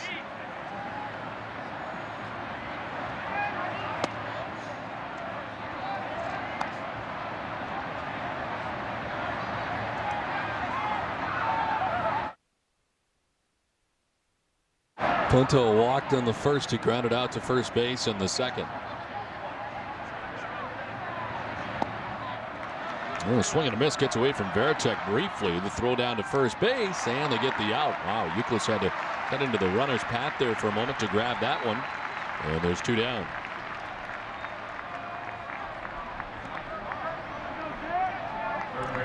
Second strikeout for John Lester. That was tough for that first baseman to see that throw coming. He's got the base runner coming in his direction, and then here comes the throw from the catcher, Jason Varitek.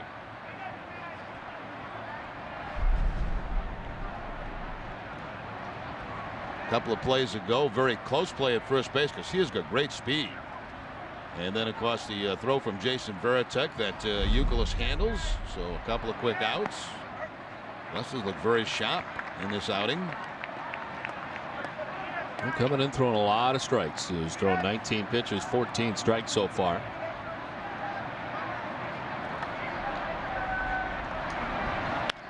On the ground right side, Pedroia's there. Stride on the outfield grass. It's a 1-2-3 5th inning, 13 in a row.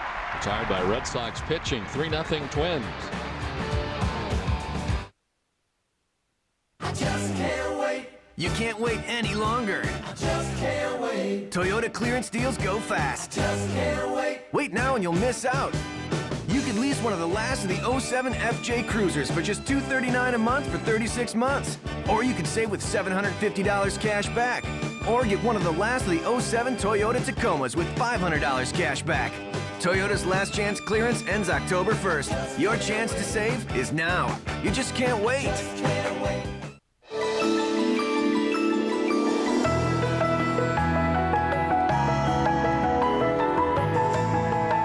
Not all the energy for our fuel comes from oil in the ground.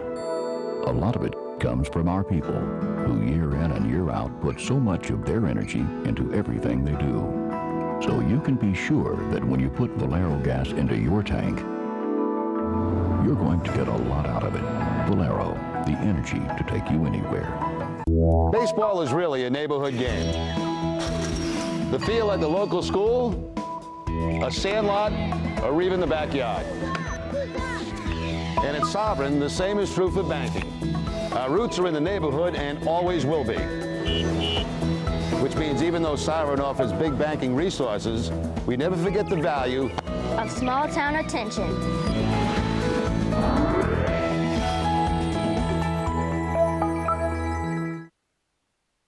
Tonight at 11:25, you won't want to miss Sports Desk Lights Out with Hazel May, presented by FW Webb, home of Frank Webb's Bath Centers. You'll get a complete breakdown of Game 1 of the AL Division Series against the Angels. That begins Wednesday. Plus, Ray Allen will bring you the latest on the Celtics, and Sammy Morris looks ahead to Monday Night Football matchup. The Patriots and the Bengals. It's all on at Sports Desk Lights Out tonight at 11:25. Well, Red Sox Nation gearing up for the postseason. Why don't we make this the homer inning? I was just going to say, as we head to the last half of the 5th inning, it'll be Lugo, Pedroia, and Ramirez. Here's Jerry Remy with the call. Come on, Loogie. Good eye, baby. Oh, no way. It's not a strike. First of all, I don't want to take offense to any of the Minnesota Twins or the umpires, but this is all in fun. It's the homer inning. There's the disclaimer. Good eye, Loogie. Good eye, baby. Come on out. He's yours. Need some base runners. You're the man, Loogie.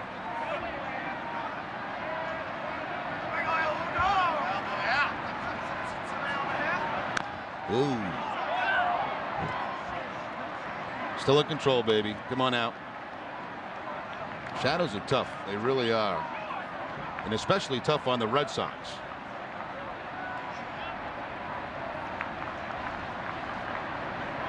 Big gap out there in left center, Loogie.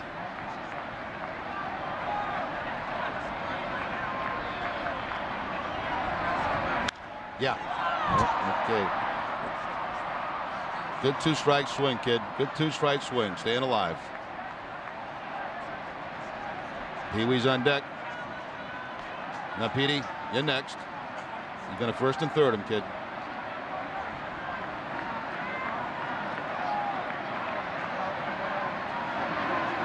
Got a baby. Good eye.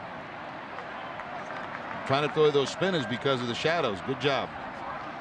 What do you think of the job of Matt Garza so far through the first 4? Fair. It's been all right. Yes, get up the middle. Let it, baby. Let it give us a start, Loogie. Here we go. Big inning, baby.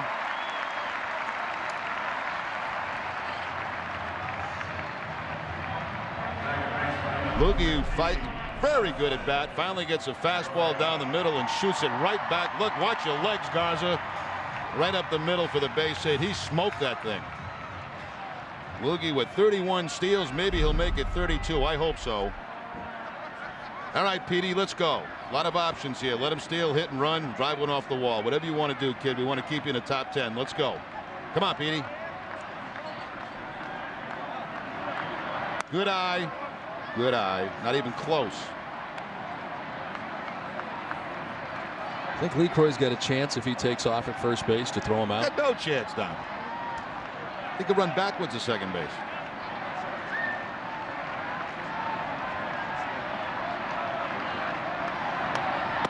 It's all right. You didn't want that one anyway. Come on. You need another hit to stay in the top 10, kid.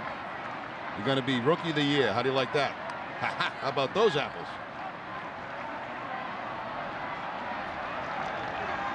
Nobody thought you could play the first month. You're going to be Rookie of the Year, Petey.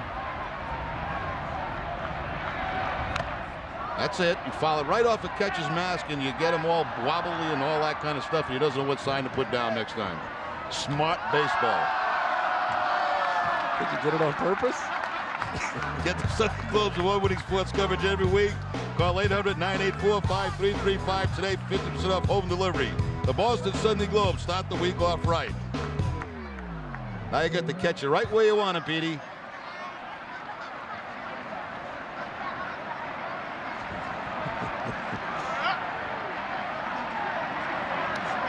Look at that. I told you. That is smart baseball. I'll tell you, Pedroia is one of the smartest players I know. He intentionally fouled the ball off the mask of Matthew LeCroy, and poor Matthew, to his credit, is still a little bit shaken up, right? There it is off the mask. Now we feel bad for him. We really do. I can but tell. The next pitch, right over his head. So he's still obviously shaken up. So that's smart baseball by Pedro, and we feel very badly for Matthew LeCroy. We do. All right, Petey. Now he's in scoring position. Drive him in, kid. Pick up number 51 in the season and give the Sox a run. See if you can steal the signs, Loogie. Charged LeCroy with a pass ball. That's all right. It's all right. Don't worry about a thing. You're still going to be Rookie of the Year. Don't worry about it. Tough pitch. One of the nastiest breaking balls I've seen all season long. You said he was all right a couple minutes ago. Now he's... Huh? I asked you about Garza. You said he was okay. Now, one of the nastiest... Yeah, I mean, it was a lucky pitch is what you're saying, I guess. Yeah, that was a good pitch. It was one of the nastiest ones, and that's why Petey popped it up. Come on, Manny. We won the American League East. Do you have any idea about that? Come on, big fella. We love you. You know we do. Heating up at the right time, big fella. Must have moved the umpire. That's right. Smart baseball. Get the umpire out of the way so you can have a clear view of the pitcher.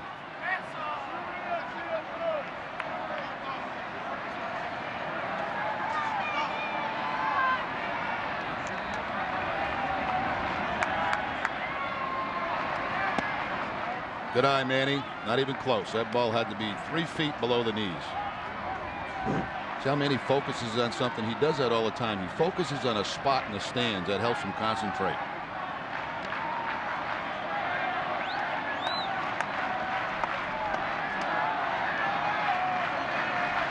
Put one to Cambridge, Manny.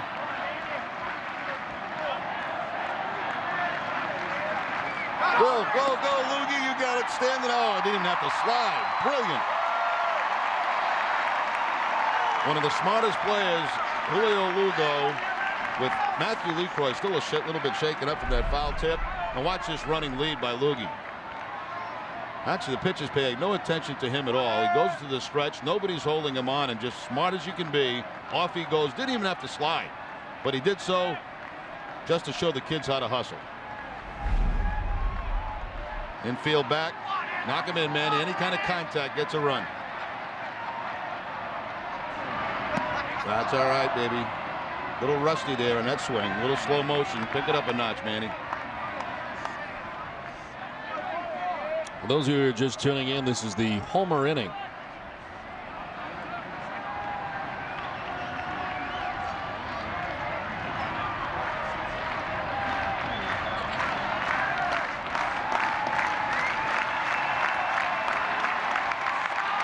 Hi, Manny.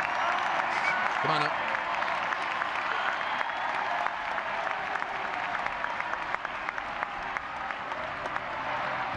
Good eye. I'll say this, that was a pretty good block for a catcher that's been shaken up in this inning. He made a heck of a play. He saved the run. But the big thing here was Manny laying off this breaking pitch. Nice play there by LeCroy, backhanding it, knocking it down. Loogie has to stay at third.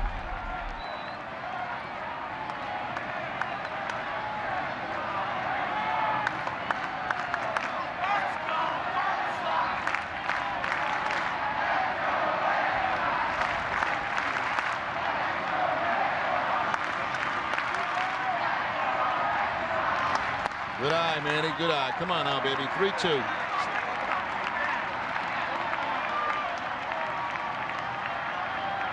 Oh, look who looms on deck. The big guy, Big Papi.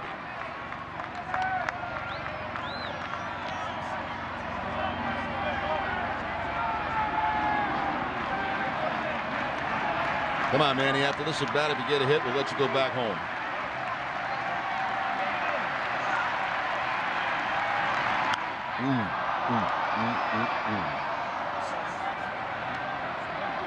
Tell you, without the shadows, that ball was probably way over the monster seats. That was one of those breaking balls that's tough to pick up. Much tougher for Red Sox hitters to pick up than Twins hitters.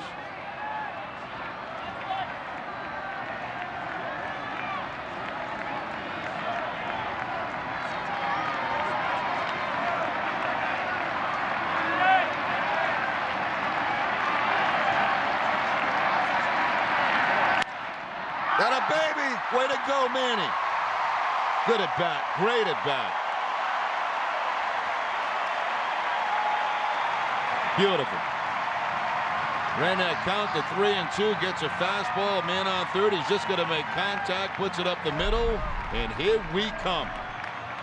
That's a pretty good pitch, too. That ball's down just below the knees. And Manny right back up the middle. Picks up his 88th RBI of the season. Almost knocked Garza right down.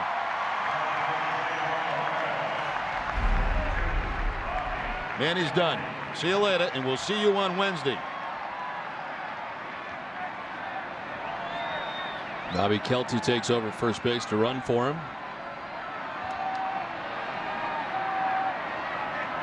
Hit the one I'm thinking about, Big Papi. Loogie and Manny, big part of this inning. It don't matter.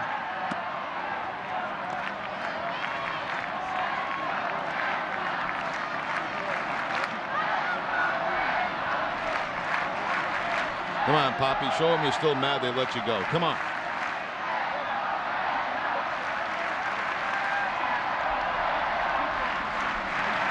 Ooh. It's all right. That was your pitch, but don't worry about it. Action for the first time in the Twins bullpen. Scott Baker is up. Red Sox pen's busy too. Mike Timlin.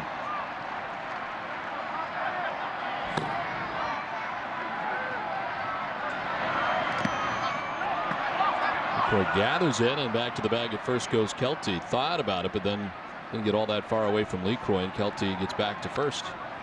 I'll give some credit to LeCroy. I mean, he's a guy that's been banged and battered and bruised this inning, and it's like getting hit by a punch. You know, if you can survive, if you can hang on for a while, you clear your head, and it looks like his head is back clear again. And nice block there.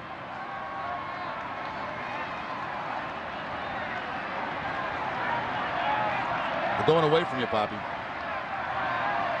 Nope.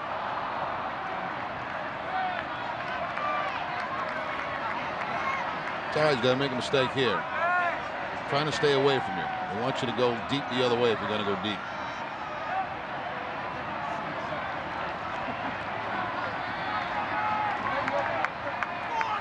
away here. It's going to be away, David. It's away. Fastball. Ooh.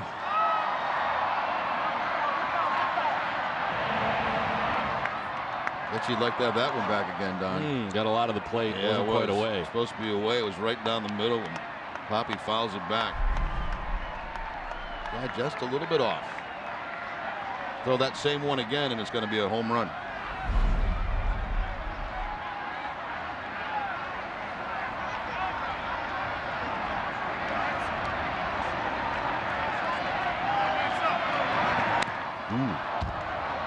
Breaking ball instead, and he fouls it off. That's a great swing. Remember those shadows in that curveball. I mean, for him just to foul that off is something special.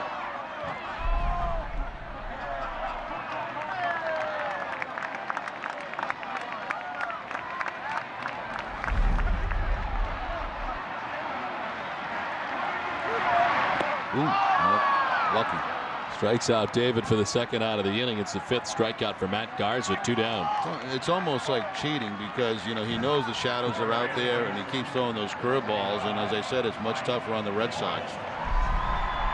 Breaking ball again to David Ortiz. He fouled the first one off, but this one no contact, but that's all right. Heck of an effort, Big Poppy. From the people on the Green Monster comes W.B. Mason's What a Bargain Super Clearance Center. You will save up to 75% on hundreds and hundreds of new and used office furniture and equipment located in Boston at 647 Summer Street. Across from the Boston Athletic Club, there's plenty of free parking. Who but W.B. Mason's What a Bargain store. 2 down here in the 5th inning. Bobby Kelty at first base and a run in for the Red Sox on the board for the first time today.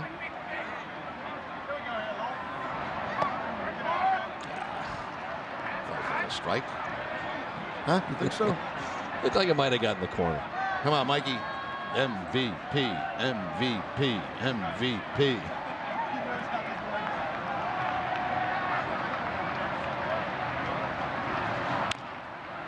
Good swing.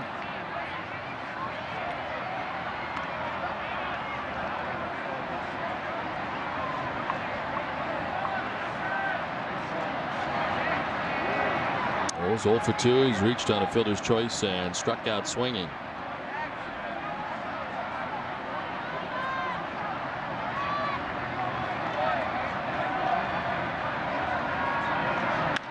Nice. That's a tough pitch. Boy, that pitch is outside. You can't take it. If you take it, it might be a strike. You can't really hit it fair. So you swing and you just try to foul it off, and that's what Mikey tried to do right there.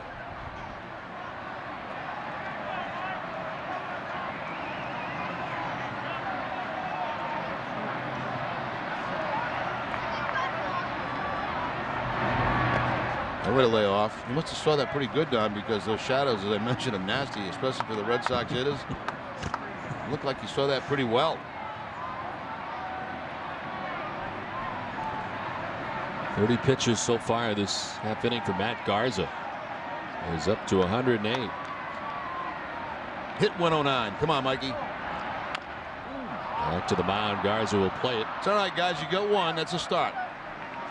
3-1 Twins as we play 5 from Fenway. We're not going to make it. Can you get us to the airport in 15 minutes?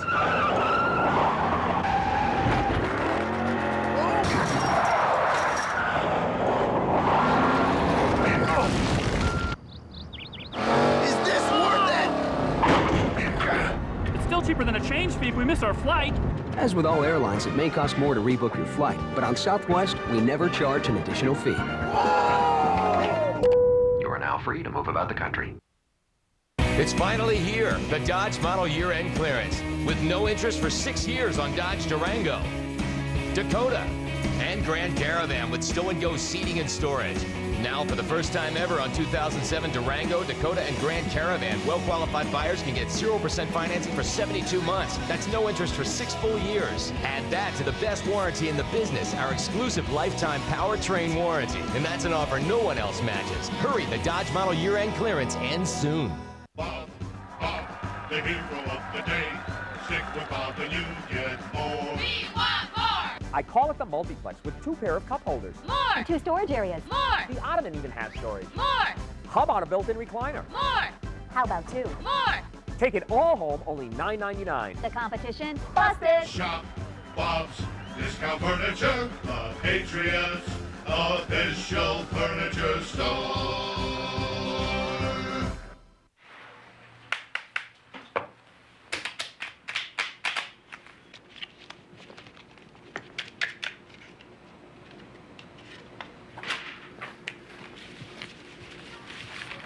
You need a little... I'm good. Okay. Maybe taste your deal. Yeah, okay. There's a better place to play. Foxwoods Resort Casino, home of the only poker room in New England. Check out the action at foxwoods.com. Tomorrow on the first day of Soxtober, Ness and Pepsi for the postseason with a triple header of Sox in 2. The best of 2007 beginning at 1. Relive the 3 of the season's best games. The Mother's Day Miracle, Kurt Schilling's 1-hitter, and Clay Buchholz's no-hitter. Then at 8, Red Sox Nation cheers on the Sox from City Hall with Rally Monday. It's the second season. It's Soxtober on Nesson. Bobby Kelty stays into the game after he pinch ran for Manny Ramirez, takes over for him in left field. And the new pitcher for the Red Sox is Mike Timlin. Mike Timlin making his 50th appearance of the season, a 2-1 record. Last outing for Timlin was a win. That came against the Oakland Athletics. To run his record to 2-1, went an inning in a third in that game, 1 walk and a couple of strikeouts. Torrey Hunter leading it off for the Twins here in the top half of the 6th inning. It's Hunter, Morneau, and Kadire. Hunter with a double in the first inning to drive in a run. Grounded out to third base in the 3rd inning, 1 for 2.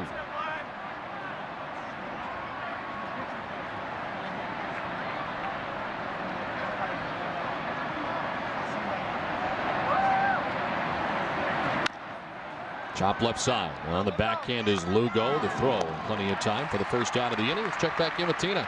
Well, it's been well documented that David Ortiz and Torrey Hunter remain very close friends going back to their days in Minnesota. They lived together coming up through the minors, and there's also a well documented prank that Hunter played on Ortiz in Minnesota, and it all started with Hunter putting peanut butter in David's underwear. How could he be walking around with peanut butter in his underwear, and how can you get used to that? So we were trying to figure out how could David, walk around 40 steps and not know there was peanut butter in his underwear. And finally, when he got to the front door, he stopped. Which one of you guys did something to my underwear? But it took him a long time, like 10 minutes, and we couldn't believe it. But that was the funniest thing ever. Our clubhouse, everybody was falling out of their chairs and falling off. They dropped their food. We were laughing. It was fun. But so David Ortiz is the best guy in a clubhouse present. Now, of course, we know that Torrey Hunter does not know where he'll be playing next year. He says he would love to return to Minnesota. He feels very dedicated to the fans there, but really it doesn't look likely. He said that he would love to play with David Ortiz again, but he is so scared of that center field here in Fenway Park. We all know the injury that he sustained here 2 years ago, and he says it's just tough to get used to it out there. Thank you, Tina. Yeah, Torrey, it's going to be very interesting to see where he ends up. And certainly one of the great ambassadors, Torrey Hunter. He's been great for the Twins for so many years. It'd be strange to see him in another uniform if that does indeed happen. Yeah, it looks like he's had his last at bat of the day. And you're right, Don. What lies ahead for Torrey Hunter? It's kind of an unusual time. You spend all the time with one club. You like that club, but you don't know what's going to happen. And a lot of things happening soon for Torrey Hunter. Well, Justin Morneau strikes out for the second out here of the 6th inning.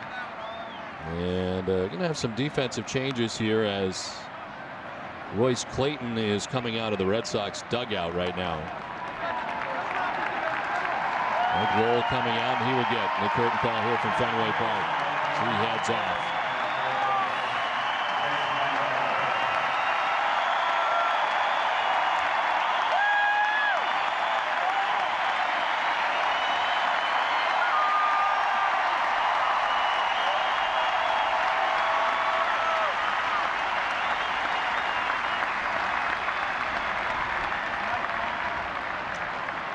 What a season it has been for Mike Lowell.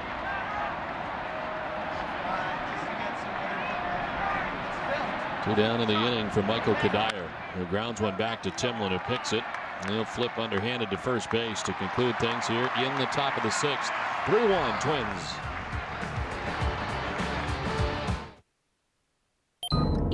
seem like they've gone away, but of course they haven't. Despite the restrictions and regulations, the tobacco industry is still targeting youth with even more sophisticated marketing techniques. In fact, if parents don't notice the advertising, the tobacco industry has done its job, drawing in one more new customer. Their target? Your teenager. Tobacco never quits. Learn how to prevent tobacco use. Visit tobacconeverquits.com. Text Tony40 to 40100 and get a real gangsta tone of the week.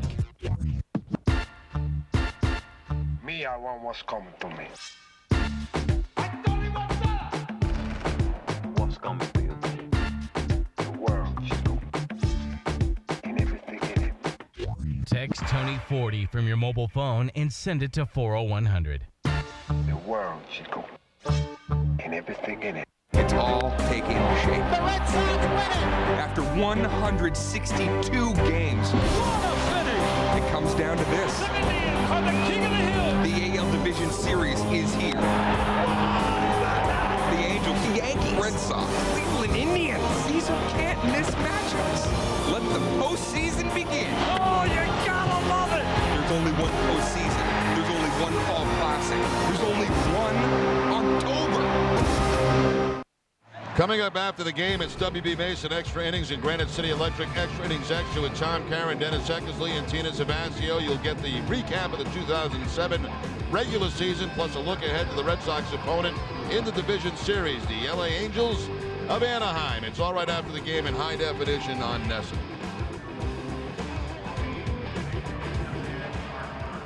3-1, the Minnesota Twins on top of the Red Sox. We head to the bottom of the 6th inning. Some defensive changes for the Twins as Lou Ford takes over in center field. Torrey Hunter is indeed done today.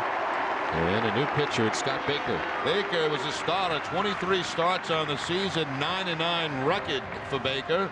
A .288 batting average against, 29 walks, 99 strikeouts, and 140 2/3. Well, Matt Garza today goes the first 5 innings for Minnesota. Departs with a chance to grab a win as Euclid's sends one foul down the right field line.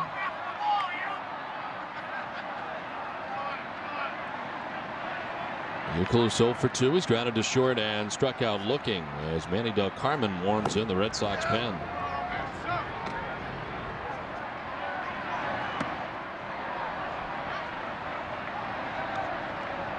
Matt Garza today, 5 innings, 4 hits, gave up a run, walked 3, struck out 5. Came into the game with a 4-7 record. Working back grounder by the mound. Casilla at second with a quick toss to get Euclid for the first out of the inning. And more of our fantastic crew. Done a great job this year. Bob Amore, Nick Dill, Dave Beckwith, Dennis Knudsen, Phil Tracy.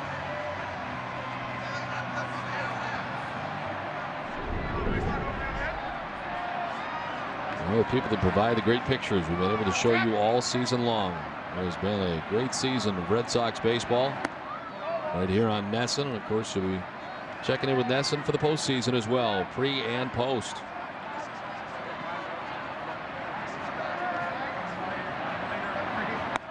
Tech takes it outside and the count 2-0. Michaela Rogers has done a fantastic job in assisting us in the booth, as has Lindsey Bloom all season long.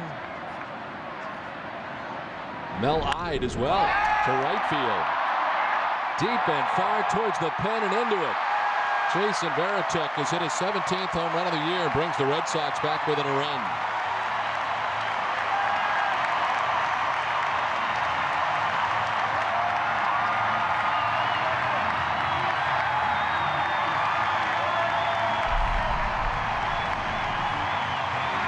Varitek gets that fastball middle in and picks up home run number 17.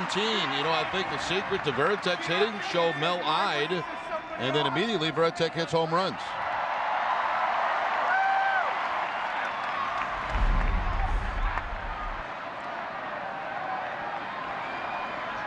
Coco Crisp, who's 0 for 2. Oh, boy, Leroy. poor guy.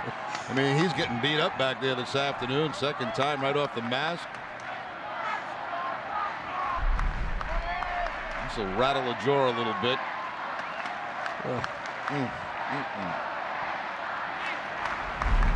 Starting to think this really is a strategy. Only in a homer inning.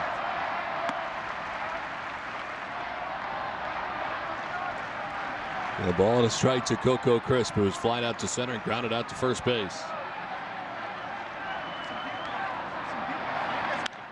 Oh, it's a fly ball to center field. Lou Ford just into the game, shading his eyes as he makes the catch. 2 down. Lou Ford got a lot of playing time. Torrey Hunter, of course, injured his ankle here at Fenway Park. Ford seeing most of his playing time with Torrey Hunter out of the lineup, and the former Red Sox farmhand as well. Handles out number 2, 2 down.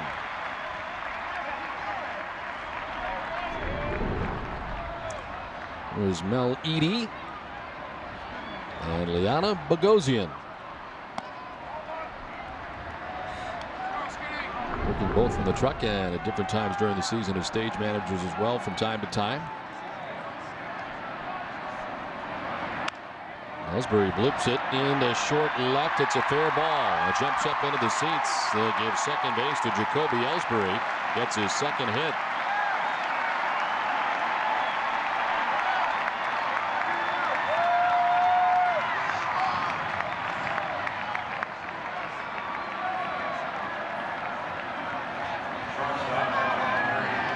So 2 down, Ellsbury at second base, and Julio Lugo coming up. Lugo struck out swinging in the second inning. He singled in the 5th. Came around to score the Red Sox first run.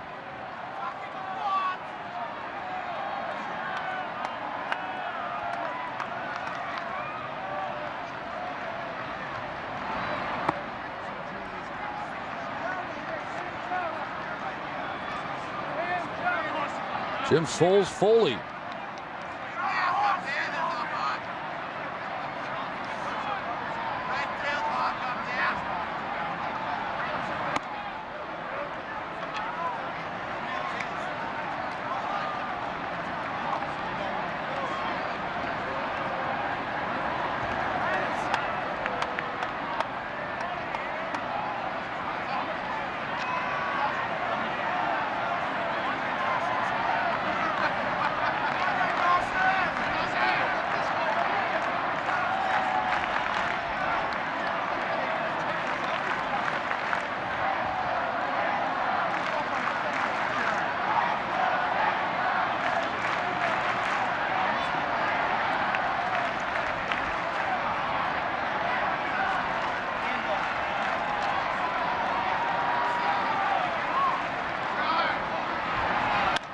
Lugo grounds it towards Punto at short. On the run and in time to get Lugo and to end the inning. Red Sox get a run on the home run by Jason Varitek. We played 6. Twins on top 3-2. They've got the sharpest pencil in town. Now they just sit around that showroom figuring deals and whittling that old pencil down. They know that if you buy once, you're gonna be back. So instead of buying 1, you're buying 2, and that's a fact. They've got the sharpest pencil in town. So come on down, neighbor. The coffee pot's on. It takes more than great furniture to make your home look good. It takes great design. Hi, I'm Allison from Dorsey Furniture, and for almost 20 years, I've been helping people create rooms they can be proud of. And now, my interior design services are available to you, right here at Dorsey Furniture. So, call today to schedule your free design consultation, and together, we'll create the room you'll love to be in. Personalized design with you in mind, only at Dorsey Furniture, Route 1A Holden, open 7 days a week. Expo TV is the destination for consumers who want product information. And now, we're the best place to find information on all kinds of local businesses and services. Just go to Expo TV On Demand and select Access Main.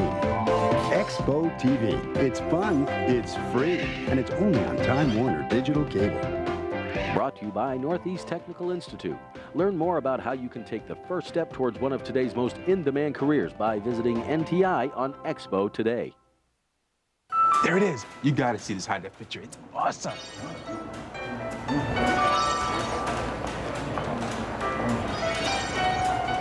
What do you think? Sure, if we get HD service from Time Warner Cable. Your HD TV is trying to tell you something. Get HD service from Time Warner Cable. Schedule your guaranteed on-time installation today. Get digital cable for only $57.95 per month. Call 1-800-833-2253 today. Another great service delivered over Time Warner Cable's advanced fiber network. Now is the time to book your spot with Red Sox Destinations to Fort Myers, Florida. When the Sox are at spring training, they want you there with them. Call 617-266-6400 or visit redsox.com/Red Sox Destinations today. Michaela Rogers, outstanding work. I like Michaela's voice. She's got that smoky voice. Yeah. I don't smoke. A little bit of the Demi Moore thing going on there. Top half of the 7th inning. It's 3-2. The Twins on top. Host of changes for the Red Sox.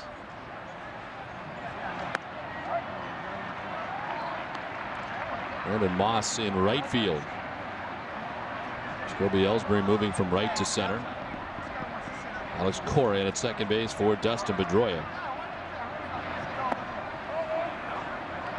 Red Sox with a new first baseman as well, Eric Hensky. And a new battery entirely as Kevin Cash comes into the game.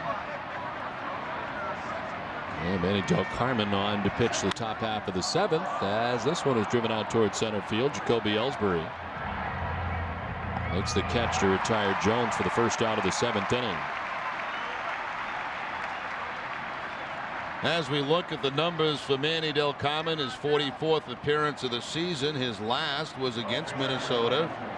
That was on the 27th game 1 of this series. Pitched an inning, had a strikeout in that ball game against the Twins. One down for Rondell White, who's 1 for 2 with an RBI single and a strikeout.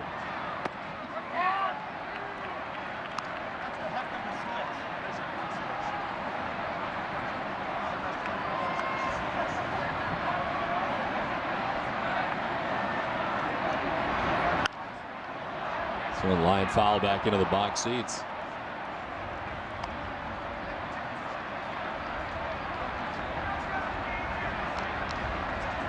Red Sox pitching has retired 17 batters in a row. And Tavares, Lester, Timlin, and now Del Carmen. Roll down the third baseline. Clayton was deep on the run, and he gets it there in time. 2 down.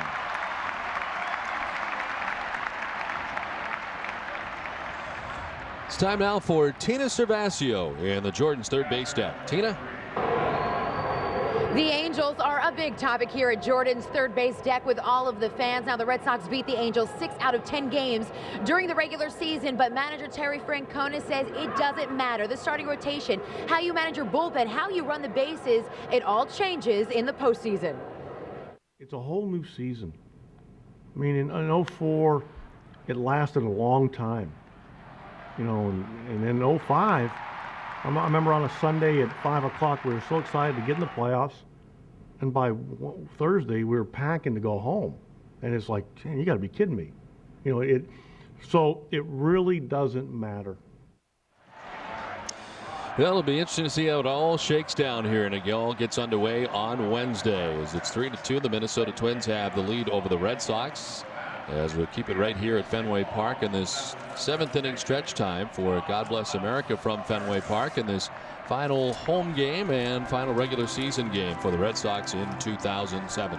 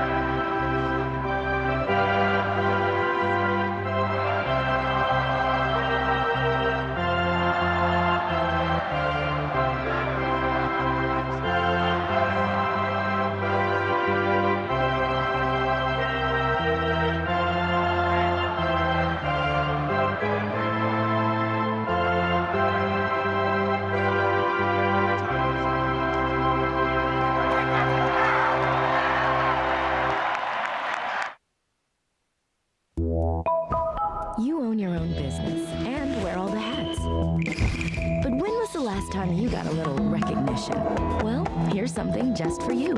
Sovereign Business Owner Banking.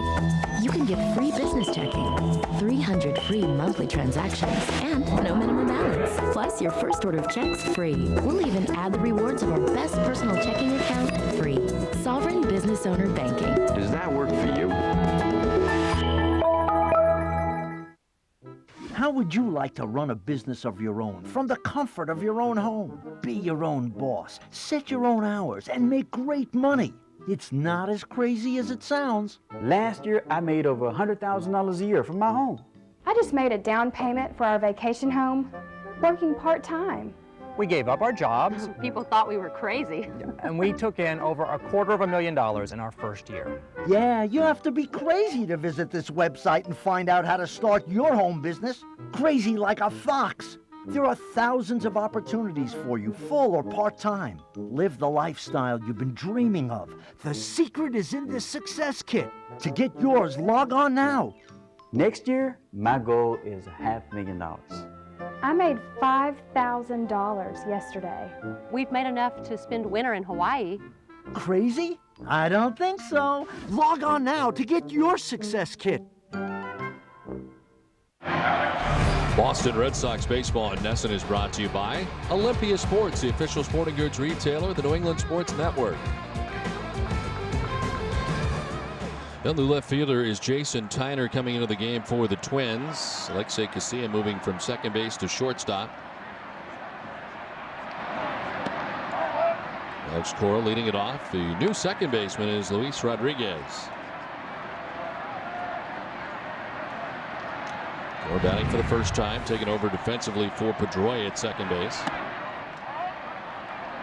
Dustin had been 1 for 3 today. For the season, hitting at .243, 3 homers and 18 runs batted in. A lot more playing time early.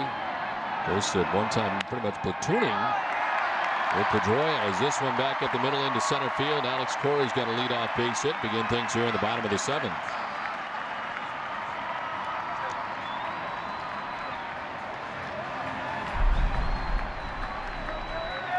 Alex Cora gets that turnover fastball away and hooks it right back up the middle for the base hit. So that leadoff spot with 2 hits today. Pedroia had a double, 1 for 3. Now Cora picks up a single.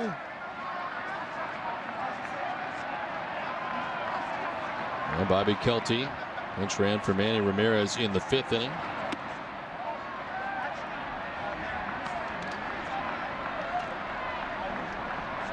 Kelty at .224, the home run, 12 runs batted in.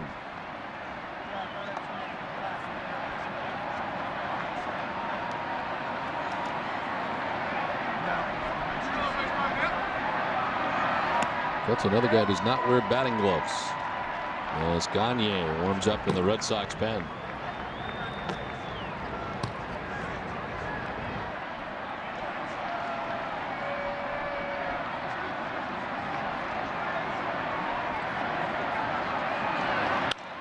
On the ground to short. Casilla to second for 1, on to first. They're able to turn it.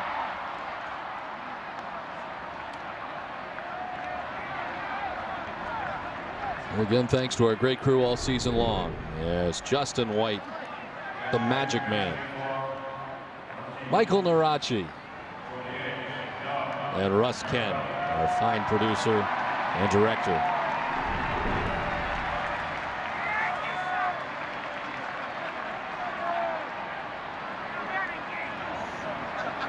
Doug Mirabelli batting at David Ortiz's spot.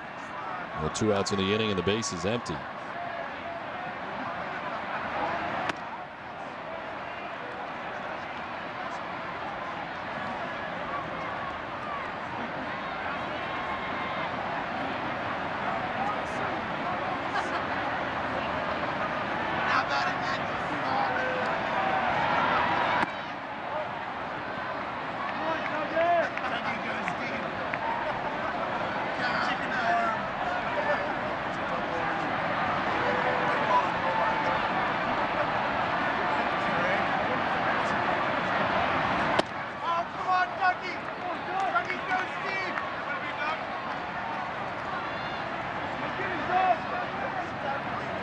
Scott Baker came on in the 6th inning, gave up the home run to Jason Varitek last inning. In relief of Matt Garza. He's gone an inning and 2/3. And now strikes out Doug Marabelli. Red Sox gone in the 7th. We played 7. It's 3-2 Minnesota.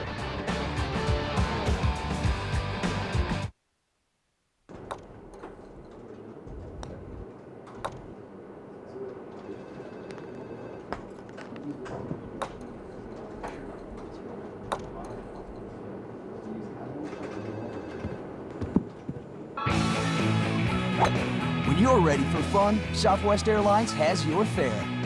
Fly to lots of fun places nationwide for as low as $59 one way. You are now free to move about the country. We went around swapping people's vehicles for 1 week. We didn't tell them we were from Ford. We told them it was market research. I'm here today to swap out my Chevy Silverado for a Ford F-150. Seems like it's got the power and the torque to pull what I need to pull. The actual comfort of the ride itself was really impressive. I started getting into this vehicle more than my own truck. Get an F-150 with up to $5,000 in total rebates or get 0% financing plus $1,000 swap bonus cash. Visit your Ford dealer or go to newenglandford.com. Did you send out those FTPs? Yeah, yes. Bye. Guys, why are we filling ourselves up with just anything? We deserve hot, juicy junior bacon cheeseburger from Wendy's. It's delicious. And it only costs 99 cents. Filling up with just anything? That's wrong. Wait. Getting big taste for only 99 cents? That's right. Like the Junior Bacon Cheeseburger with fresh, never frozen beef, or our 5-piece crispy chicken nuggets made with all white meat. Wendy's. That's right.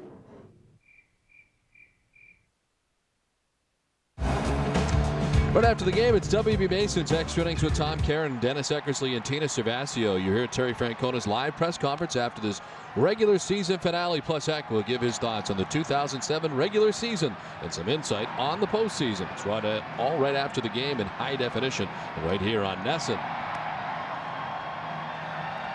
3-2, the Minnesota Twins have the lead over the Red Sox. We head to the top half of the 8th inning. Boston will use their 5th pitcher of the day as Eric Gagne's into the game. Gagne making his 54th appearance of the season, his 20th in a Red Sox uniform. Last outing against Oakland, went an inning in that game, allowed a couple of hits and had a couple of strikeouts. If I recall, both strikeouts in that game were on curveballs.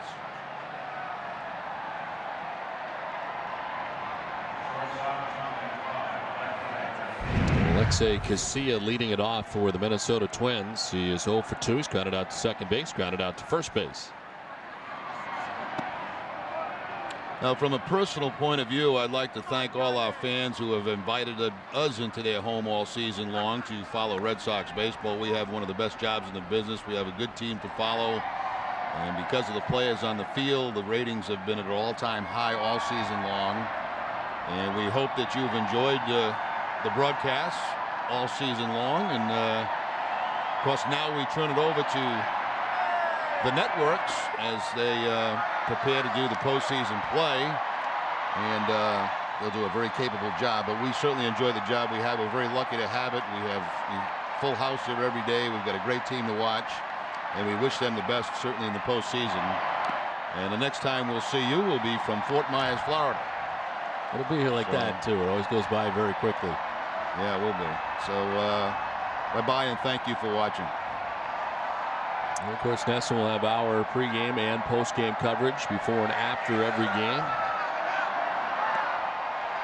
See, strikes out. Cash got to throw him out, and does for the first out here of the 8th. Excellent changeup from Gagne to pick up the strikeout on Casilla. And again, as we mentioned, the changeup, curveball, the key to Gagne. It certainly helps his fastball. That ball never a strike, but Casilla cannot stay off it.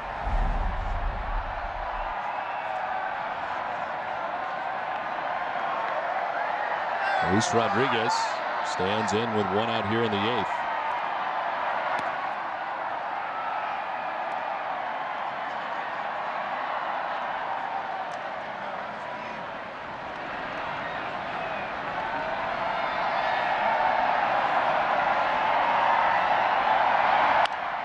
Ground right side. Hinske over to get it. Gagne covers for the out. That's 21 batters in a row retired by Red Sox pitching. Twins have not had a base runner since the first inning. in which they scored 3 times. That's been it. There's Brian Busher. He singled back in the first inning, 1 for 3 today. Fly to center and grounded out to second base.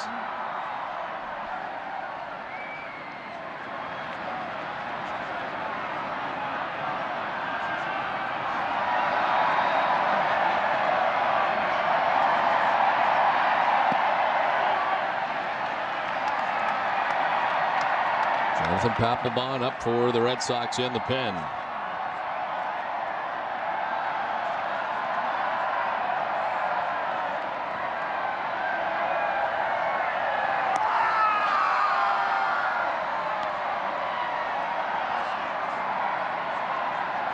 Julian Tavares for 3 innings today, giving up the 3 runs the Twins have. John Lester for 2, Timlin an inning, Del Carmen an inning.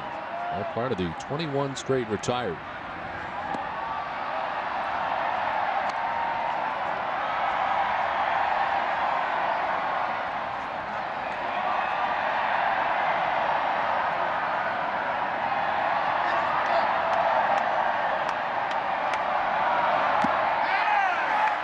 Two and 2.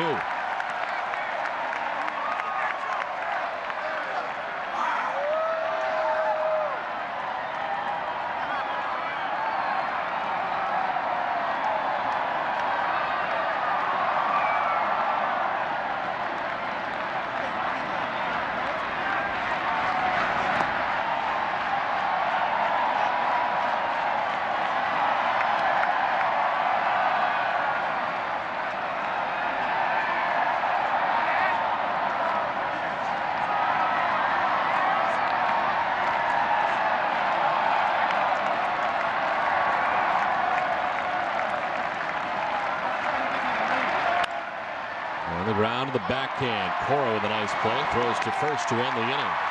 22 straight retired by Red Sox pitching. 7.5 done. Red Sox trail though 3-2.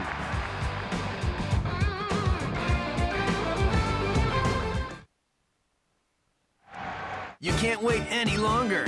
Just can't wait. Toyota clearance deals go fast. Just can't wait. Wait now and you'll miss out. Hurry! You can save on the last of the 07 Camrys with their biggest cashback offer ever, $750. Camry, Motor Trend's 2007 Car of the Year. Or come in and get your best last chance clearance deal on an 07 RAV4. Toyota's last chance clearance ends October 1st. Your chance to save is now. You just can't wait.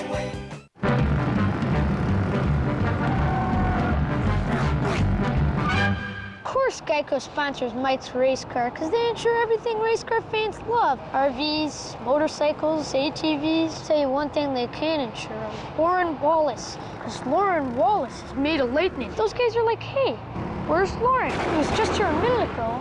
I'm 100 miles away, son. Ready to strike. Geico, saving you money on insurance for your car and the other stuff that moves you. Never before has America seen something like this from a car manufacturer. Dodge introduces the Lifetime Powertrain Limited Warranty. Never before has any other car manufacturer, foreign or domestic, possessed the confidence to do this. And Dodge has done it. It means no more repair bills for covered parts for as long as you own your Dodge vehicle. It means a lifetime of peace of mind. It's a first, and it's only from Dodge.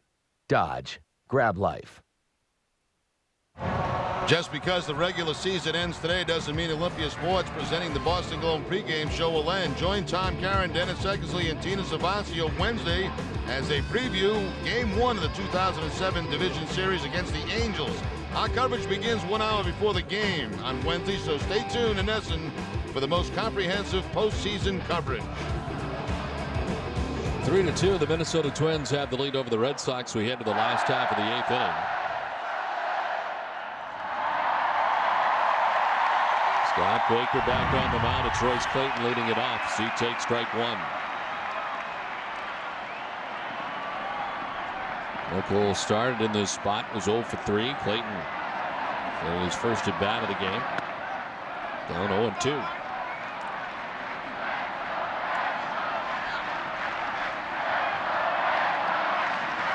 Clayton's ensuring the Red Sox not played very much. Played defensively a couple of times. And he strikes out here to begin things in the last half of the 8th. Second strikeout for Scott Baker.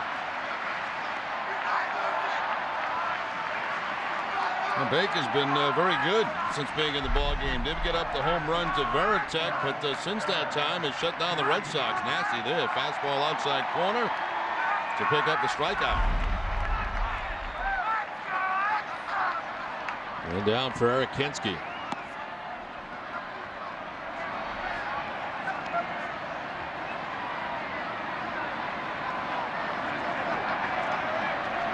Five, 6 homers, 21 runs batted in. Oh man, Matthew. That's 3 today off the mask. At least in my count. Yeah, at least 3. Ooh,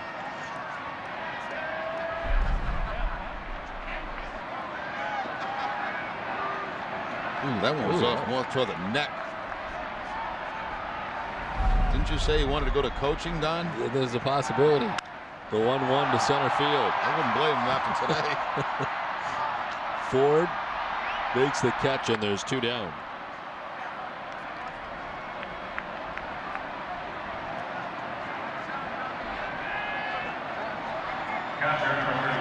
Here comes Kevin Cash with 2 outs in the inning. Cash won for his last 17, last 8 games. Started 4 of Tim Wakefield's starts while Doug Marabelli was out. Winning most of the season with the Paw Sox, 59 games with Pawtucket, hit at 176.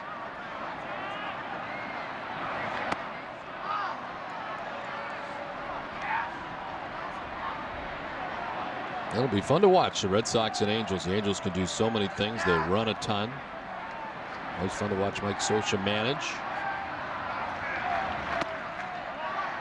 Remember a game out in Anaheim that we did where he had Mathis catch a squeeze bunting. I expect to see some of that in this series. Key for the Red Sox, get out in front and take that game away from them. They've been banged up a little bit. Gary Matthews Jr. has been banged up, as well as Vlad Guerrero. Guerrero actually DHing a couple of games and not being in right field, but appear to be all right for the playoffs in both cases.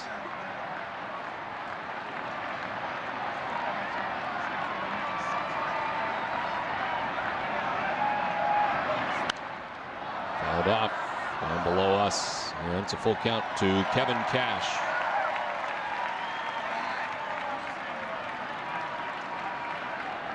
Euclid ends up with no errors. It's amazing. Has to be considered for a Gold Glove in the American League. Absolutely. Not an error at first base. All 3 errors on the season coming as a third baseman. Swing and a miss. Cash strikes out. It's a 1-2-3-8. We head to the 9th. 3-2 Minnesota. It's a race for the most important political office in the nation. Red Sox Nation. Tune in to NESN for a special encore performance of the Red Sox Nation presidential debate with special guest moderators Ted Russert and Dina Servasio. Tonight at 10. The buzz is back and better than ever. How much do you love the Brewers? We're counting the ways.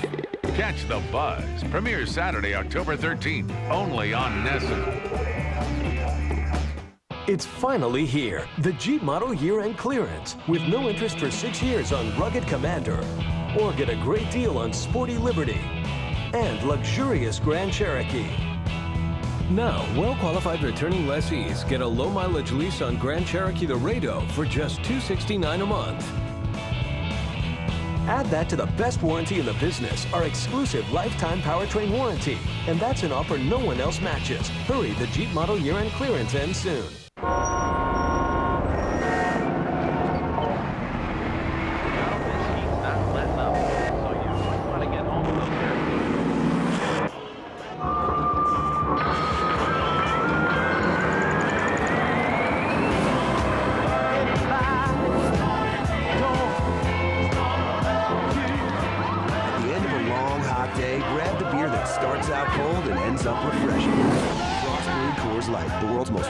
Beer. The Sox are in the postseason. After a year's absence, the Red Sox clinch a spot. And there's only one network that continues to deliver it all.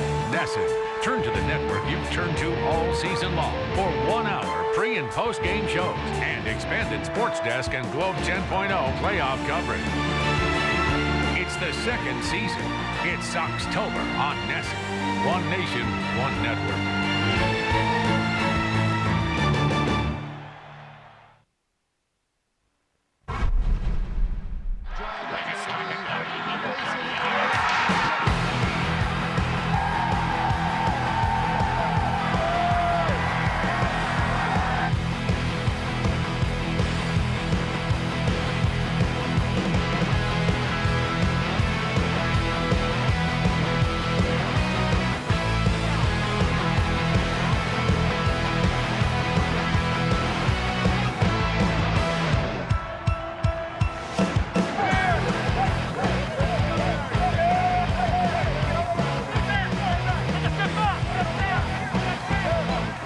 Great celebration from Friday night here at Fenway Park, as no one will forget the dance of Jonathan Papelbon, who was into the game for the Red Sox. We head to the top half of the 9th inning. 59th appearance for Papelbon, 37 saves on the season. Of course, not a save opportunity here with the Red Sox down by a run. Last time Papelbon worked was against the Twins on the 28th, picked up that 37th save. Move forward, leading it off here in the top half of the 9th inning. And actually, what I've noticed around New England over the last couple of days is we have children all over the place doing the Papelbon dance. Little leaguers.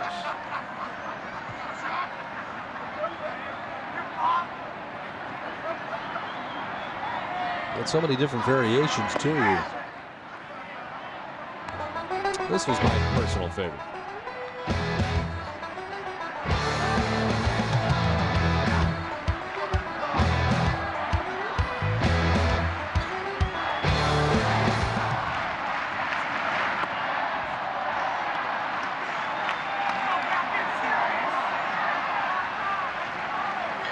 See pitches, you know, Little League and Babe Ruth and all that, high school closing out games and going into the Irish jig.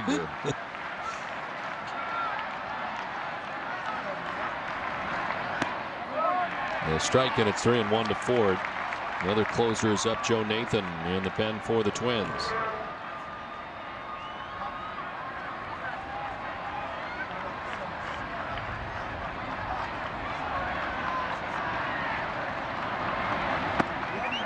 A strike and a full count.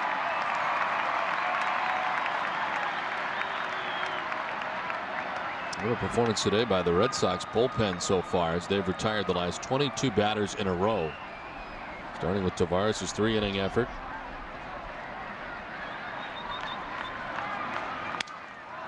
Broken bat, soft liner, and a hop to Lugo.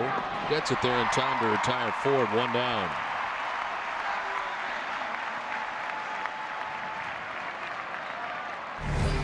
Boston Red Sox baseball on NESN is brought to you by New England Ford Dealers, Sovereign Bank, the official bank of the Red Sox cable network, Pepsi, New England Dodge Dealers, and by Southwest Airlines.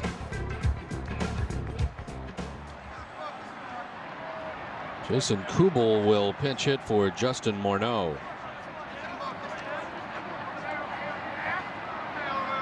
With 1 down here in the top half of the 9th.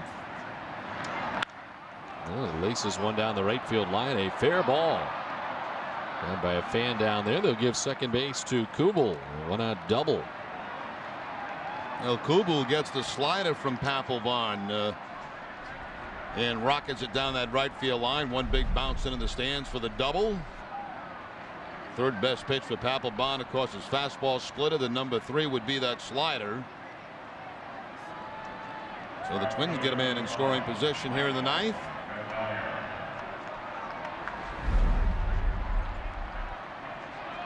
There's Michael Kadire with 1 out, Kubel at second base. Kadire reached walking in the first inning.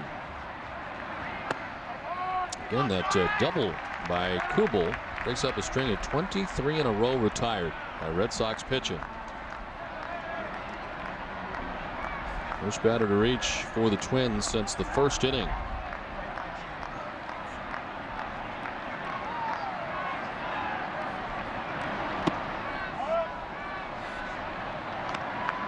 I know your favorite was the Irish Drake, but my favorite was that other one he was doing with Euclid. To me, I just couldn't get over that one. No, that was pretty good. Plus, the outfit really made it too. I think without the outfit, maybe it wouldn't have the same impact.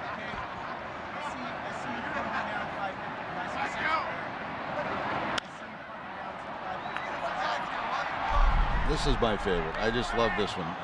I mean, he looks like a complete, out of control. There he goes. Look at this. Like a robot. The goggles, the outfit. Back into the pitch. Now the head right, head left.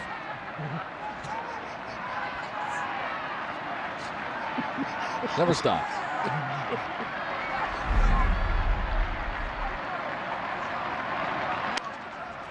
Hold off to the right, and it's 1-2. So now we know that the same focus that he takes to the mound with him is also seen in dancing. Facial expressions are much the same. Now, one thing you can say about Papelbon, he loves competition and he loves to have fun.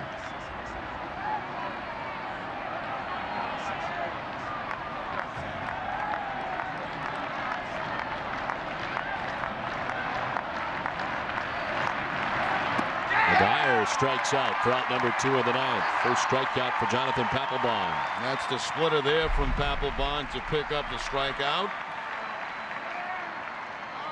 Papelbon now with 84 strikeouts in 57 2/3.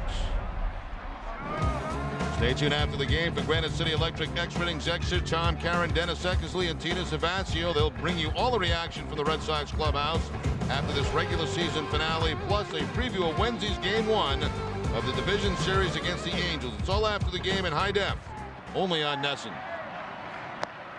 2 down for Garrett Jones. The sacrifice fly back in the first inning. Fly to center twice.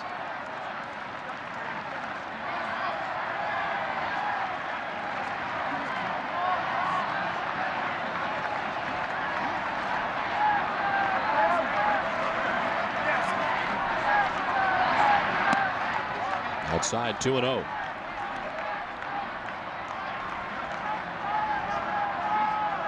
Well, it looks like the Mets are about to be taken out as they are losing 8-1 in the 9th, and the Phillies are winning 6-1 in the 8th. Very tough start for the Mets, who gave up 7 runs in the first inning today. That's got to be an ugly scene at Shea Stadium today.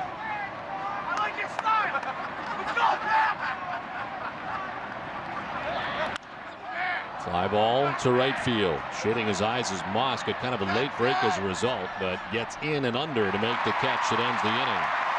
Double wasted for Kubel. An inning for Papelbon under his belt. As we head to the bottom of the 9th, closer Joe Nath will be in.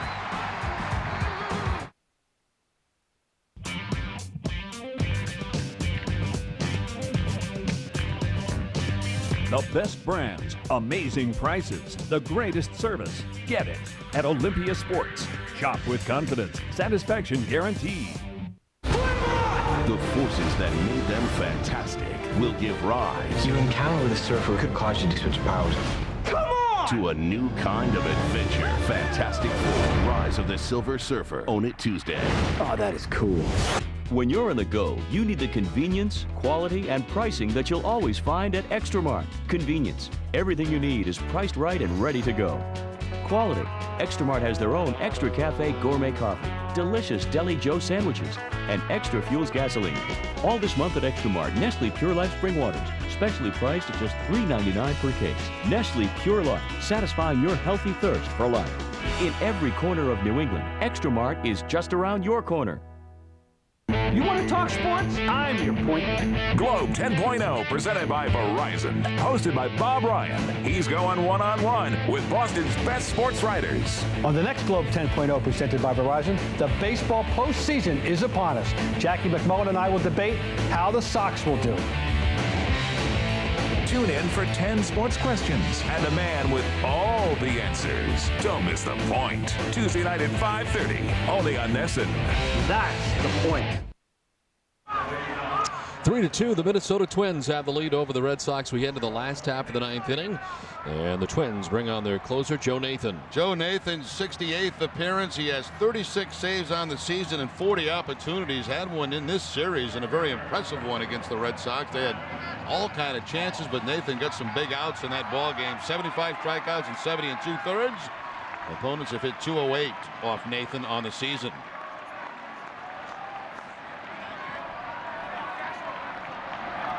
And then Moss leads it off for the Red Sox here in the last half of the 9th inning. Nico Crisp had been 0 for 3 in this spot today. Moss with 280.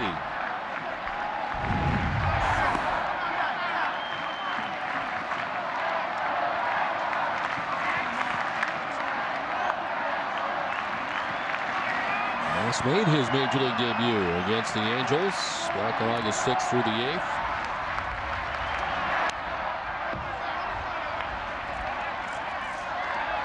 Another vote. Oh, thank you very much. Yeah, keep voting. Voting goes to what, Tuesday night? Is that the end? I think so, yeah. Tuesday at 5 o'clock, so I need all the votes I can get. I'm sure it's going to be a very close race. Is that it? Is that for the final vote? Or are you That's down? it. That's it. That's it. Did you see the debate last night? I caught a little bit of it when I got home. How'd you think I did? I thought you did very, very well. I think everybody did well. They did. I was impressed. I thought it was pretty good.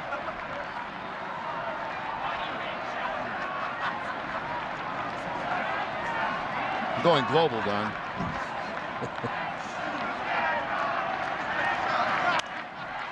Slips a foul ball down the left field line, back and out of play, and it's 2-2. I hope to make one trip per week when the season is finally over after the championship. I head to Puerto Rico, Dominican Republic, Venezuela, China, Japan, Hawaii, Butte, Montana.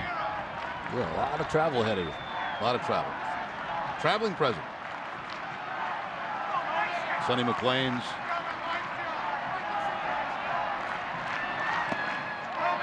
Inside ball 3 to Moss. Red Sox trying to get the lead runner on here in the 9th. Tried to go to Little Compton, but in Tiverton area, but Narachi won't let me in. Now he's got big fences. Yeah. Kobe Ellsbury waiting on deck. Well, stays alive as he fouls it off.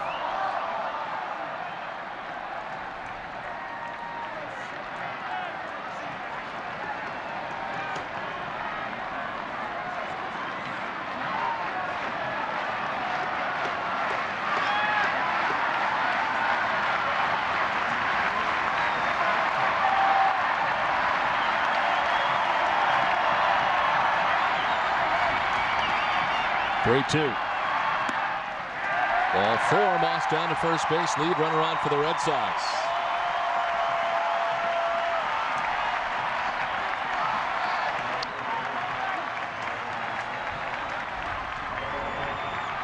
So the tying run now at first with nobody out on Jacoby Ellsbury.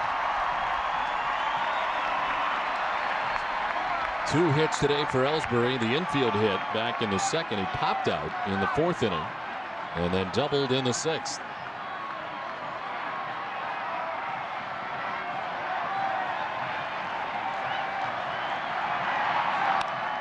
Fouled off by Ellsbury, who jumps on the first pitch from Joe Nathan.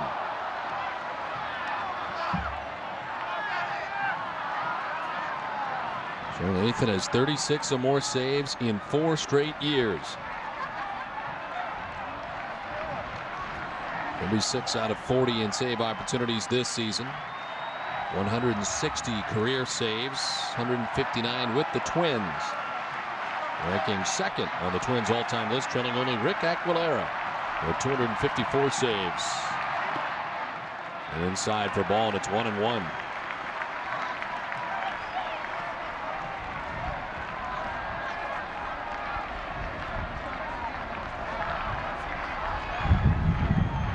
Wind has picked up, got a little cooler here today. It has. Very chilly this afternoon, especially in the shade.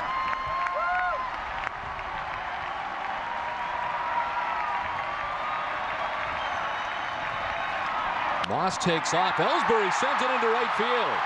Moss headed for third base where he'll be stopped. Ellsbury with the wide turn at first base got hung up between first and second. They will tag him out there for the first out of the inning. He rounded first. The throw from right field and Kadire was behind him. Well, Ellsbury thought that the ball was going to go over the head of the cutoff man, and that's why he took off at second base. But once the cutoff man makes the play, Ellsbury's got nowhere to go. There's the throw, the cutoff, and then Ellsbury tagged out for going out of the baseline. Called out, I should say. But the Red Sox with the tying run at third. Infield pulled in.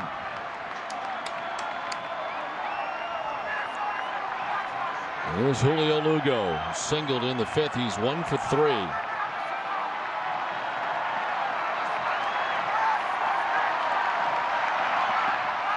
And it takes ball 1.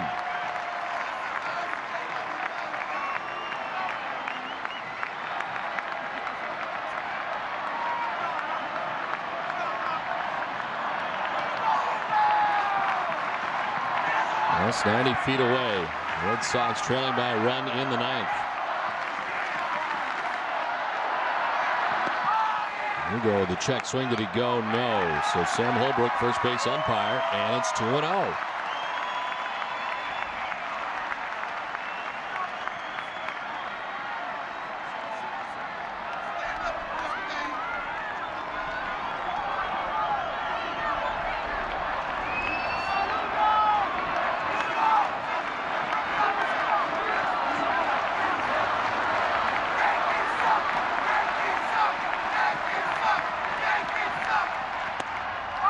Ball 3, 3-0. And Nathan wanted that. He thought he had a low strike there, not called.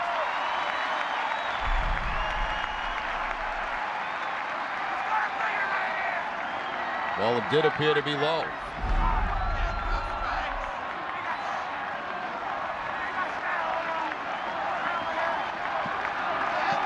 Brandon Moss with his walking lead off third base, 90 feet away. Ball 4, walks Lugo. Down to first base he goes. Second walk allowed by Nathan in the inning. See how Gardenhire plays this. He might move his middle infielders back for a potential double play.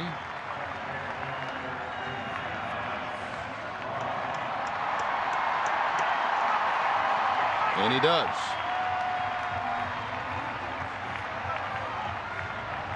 That's Cora, the batter. First and third, one down in the ninth.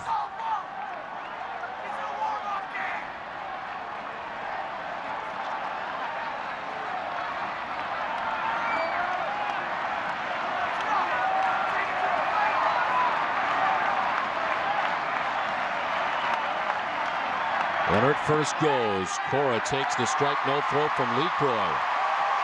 Potential winning run in scoring position now for the Red Sox. Stolen base for Lugo. Now they're going to intentionally walk Alex Cora with Kelty on deck and try to end the game the same way on a double play.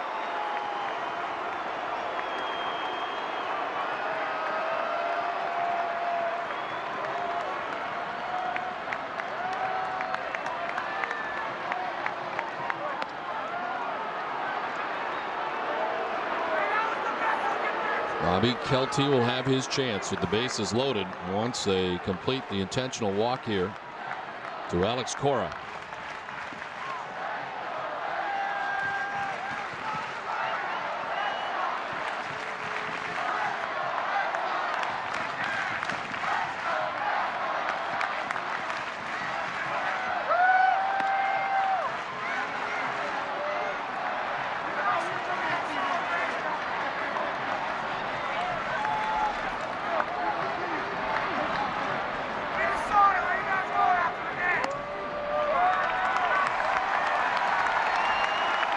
Bases loaded, one down in the ninth.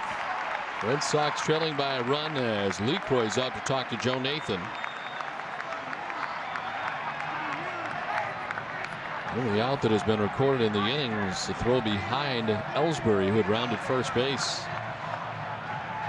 By Kadire to get him out. One out in the ninth inning.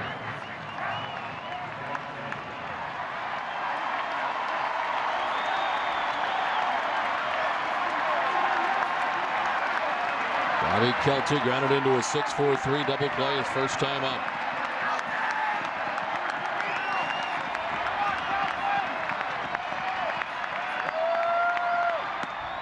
The strike to Kelty.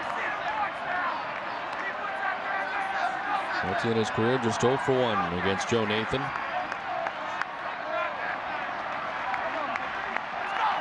Mirabelli waits on deck.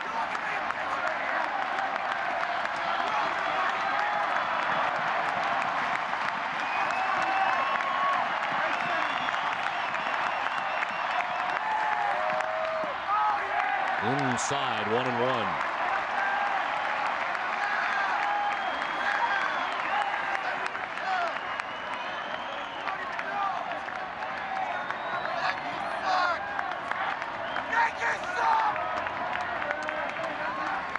Moss at third, Lugo at second, Cora at first with 1 out in the ninth.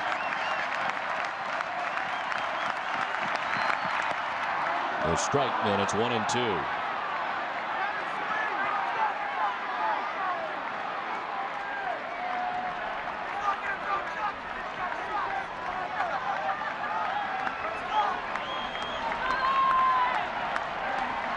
Rally hats, rally glasses.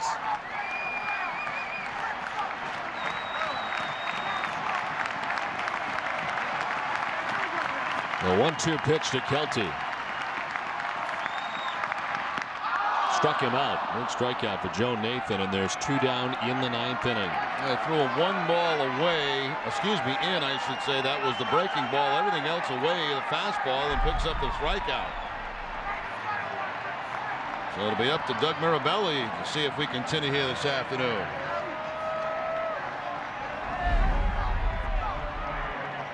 Well, Doug Mirabelli struck out in his only at bat in the 7th inning, batting in David Ortiz's spot.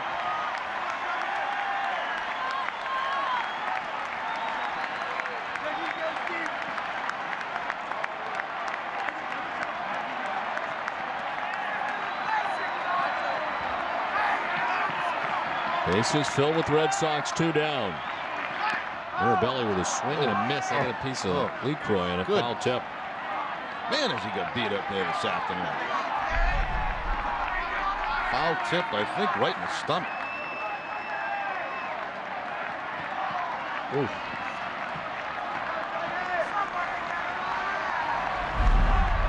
So you want to be a catcher, huh?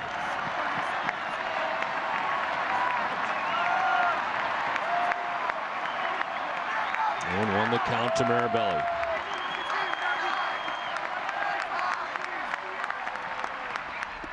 Swing and a miss. Bat goes flying back towards the backstop, and it's 0-2.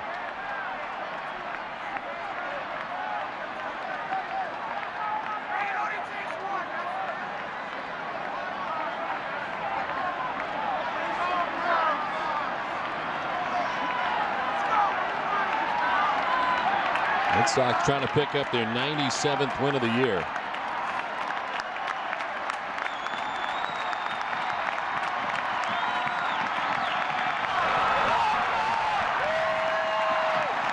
The 0-2 pitch to Doug Mirabelli.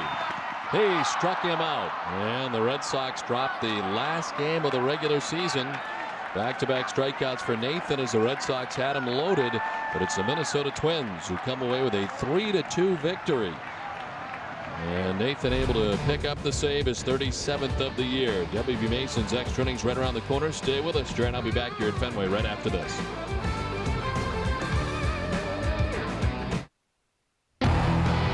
Closed captioning provided by Finagle Bagel, Boston's best sandwich, soup, salad, and of course Bagel Cafe, with 20 locations in Eastern Mass.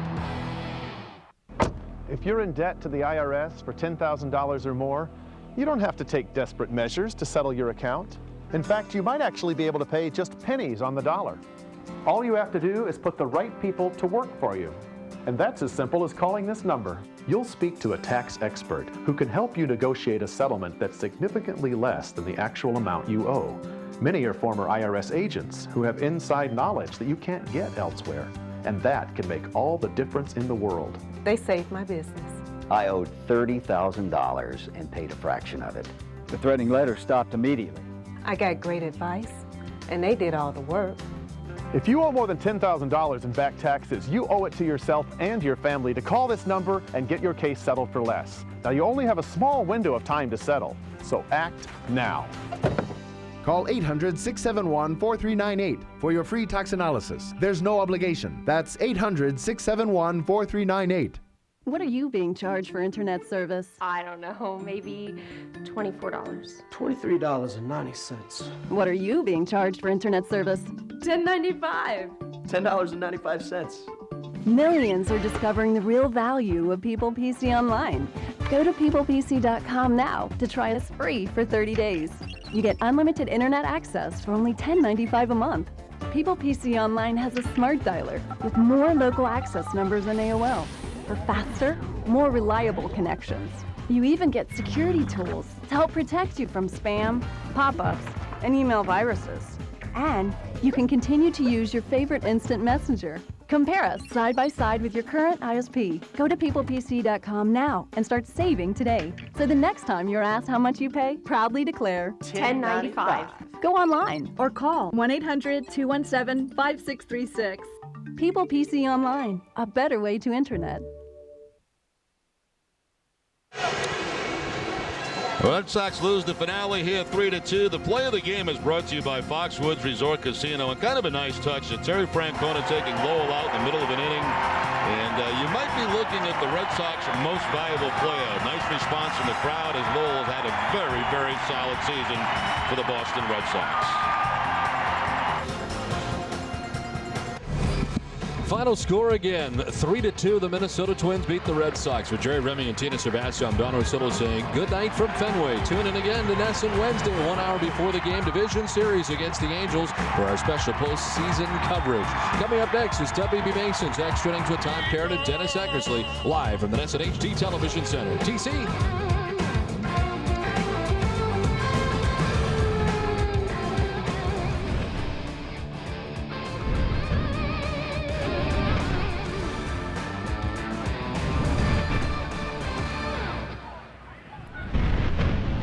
As you're looking down at our Nesson HD stage here on Yankee Way, you can see the fans are coming out of the ballpark as a 3-2 loss is doing nothing to dampen the excitement out on the street.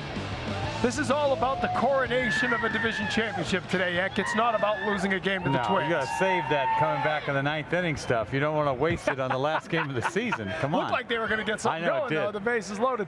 This is all about what the Red Sox have done in 2007. Today was a party from the start. You had that feeling before the game. They didn't care about the game today. They're enjoying the entire 162 games. Well, they had, the pleasure of being time out in the middle of an inning and letting Lowell come out and get a standing ovation. That's when you know you're going good, to be able to do something like that. And then they traipsed out every pitcher they needed to go out there, which is the relievers, because they're going to have a couple days off, so everybody had to get in the game.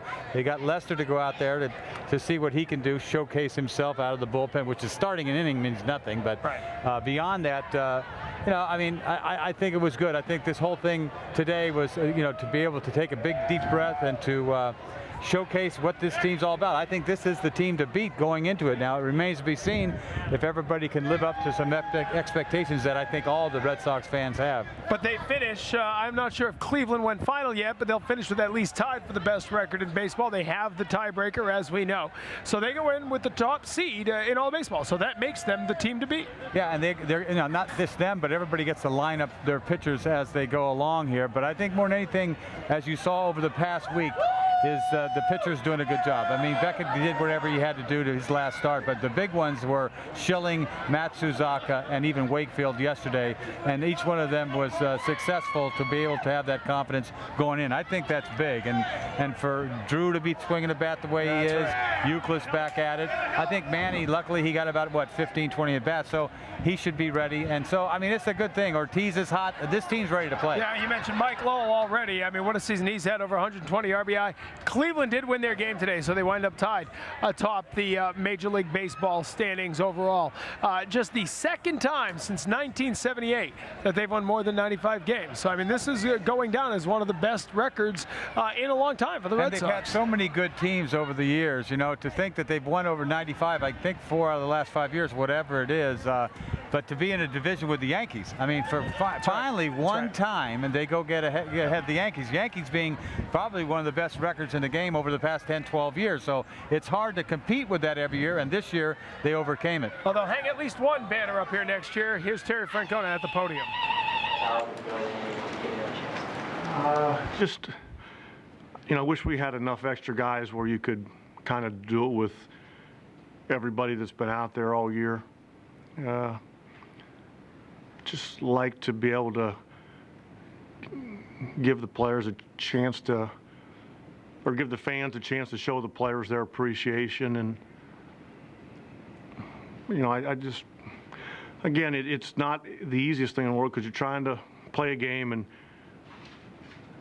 you know, you don't want to short anybody. It's just, you know, we have 8 extra guys, but it just felt right. It was nice to see Mike Lowell, you know, let the fans show Mike Lowell what he meant to them in Pedroia's rookie season.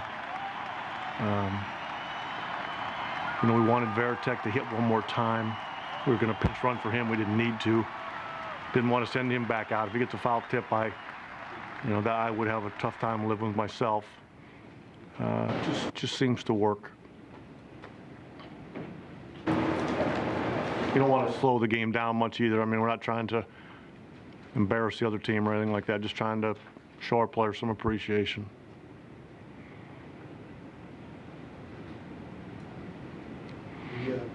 Every reliever, you must be very pleased with. Very pleased, very pleased. The way we drew it up, not the first inning, but after that, everybody came in, starting with Lester, and had clean innings. They threw strikes. Didn't get stretched out too much. It worked out very well.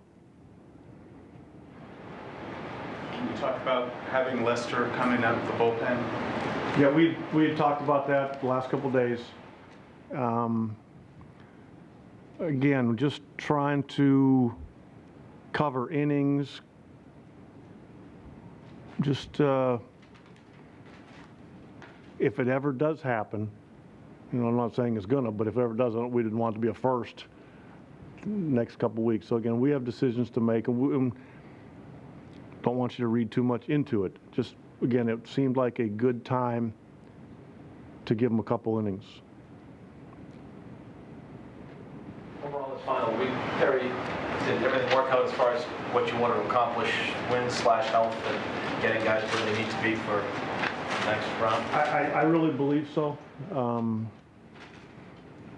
Yeah, I think the hardest part for us was, you know, when we went through Toronto, you know, getting beat up a little bit and getting knocked around on the field, but we kind of stuck to our guns and our belief in what we were doing. And I think that now that this season's concluded and we're ready to start another one, I think we're in good position. We're healthy. We seem to be where guys can be productive. Nothing's insured, but we're in a good position where we should be able to go play our best baseball. Nothing like playoff rotation? No. I checked. The Angels didn't do anything either. I just wanted to see if I was crazy. You are. I'm aware of that. I appreciate that.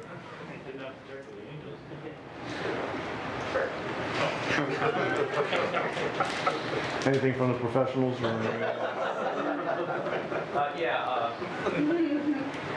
What, you know, Moss has had a couple of nice at-bats against one of the better closers in the game. What are your... Yeah, he actually has, so I agree with that. He laid off a 2-2, looked like a slider in. I don't know how he did that. He's a good hitter. And then Ellsbury had a great at-bat. He just got a little too excited going around first. Would have been interesting because, you know, I don't think they were going to be able to stop him from stealing, kind of like Lugo. And again, the aggressiveness we like. I'd much rather tell a guy, hey, take it easy. This is the situation, and have to give him a kick in the pants to go hard. He just went a little too far.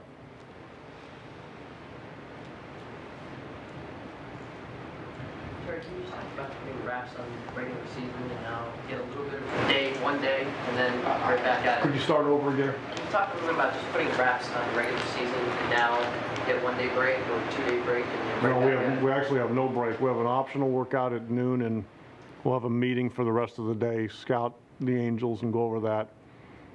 And then we'll have a workout on Tuesday, and then we'll play Wednesday. So there's not the players will get a little bit of blow tomorrow, the ones that need it. And other than that, we got a lot of work ahead of us. Terry, how important are those guys this time of year? The scouts, advanced scouts, just everyone in the organization. Tomorrow's a big day for us, and they've been grinding it for a while now. There's been guys out all over the place, and there's a lot of hours that go into this. Again, it doesn't mean you're going to win, doesn't mean you're going to lose, but it gives you a comfort level going in that you've covered everything. And, as a staff, we need to be prepared, and we will. Okay. You good? Well, Terry Francona after the game, he's talking about all the work ahead. That work begins on Wednesday. Game 1 of the American League Division Series will be here at Fenway Park against the Angels. We don't know the time of that game yet. We do know it'll be just the second time since 1991 that the Red Sox have had home field advantage in a series. The 2004 World Series being the other, and that, of course, was because the American League won the All-Star game. They have earned home field advantage throughout the playoffs this year, and the celebration is going on right here on Yawkey Way as this 2007 regular season has come to an end. Let's check back in on the field with Tina Servasio. Tom, as the Red Sox 2007 regular season comes to an end at 96 and 66, we now look to the postseason. Coming up, we'll be heading into the Red Sox clubhouse to talk about what they expect from the Los Angeles Angels of Anaheim in the division series. All of that coming up from Fenway Park as W.B. Mason's extra innings continues.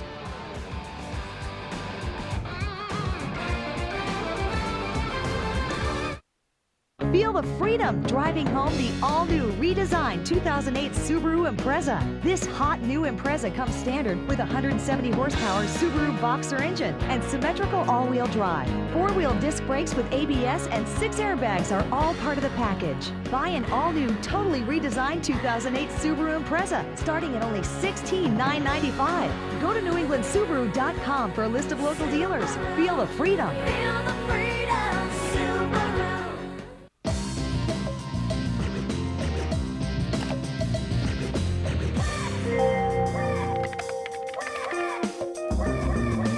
Nope. Sorry. I gotta get some paper.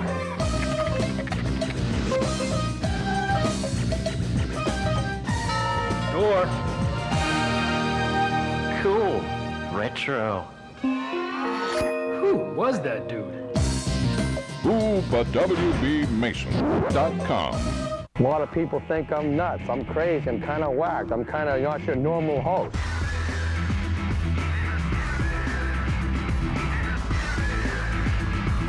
Think I'm dull? Oh my God, I caught myself.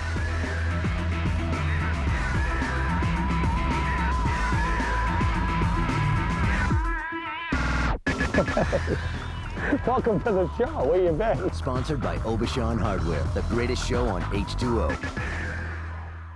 Dunkin' Donuts knows it's not easy being a regular, everyday working guy. To prove it, we tried this experiment with hip-hop star Jermaine Dupri. Come on, girl. Come back, girl. Do I get a ticket or something? Nah, we ain't got no ticket. Made for the regular, everyday folks. The tasty new Bacon Lovers Supreme Omelet. America runs on Dunkin'. Try our new Bacon Lovers Supreme Omelet with your medium hot coffee today. Brought to you by WB Mason and their new What a Bargain Super Clearance Center, where you can save up to 75% on office furniture and equipment. Located at 647 Summer Street in Boston, across from the Boston Athletic Center.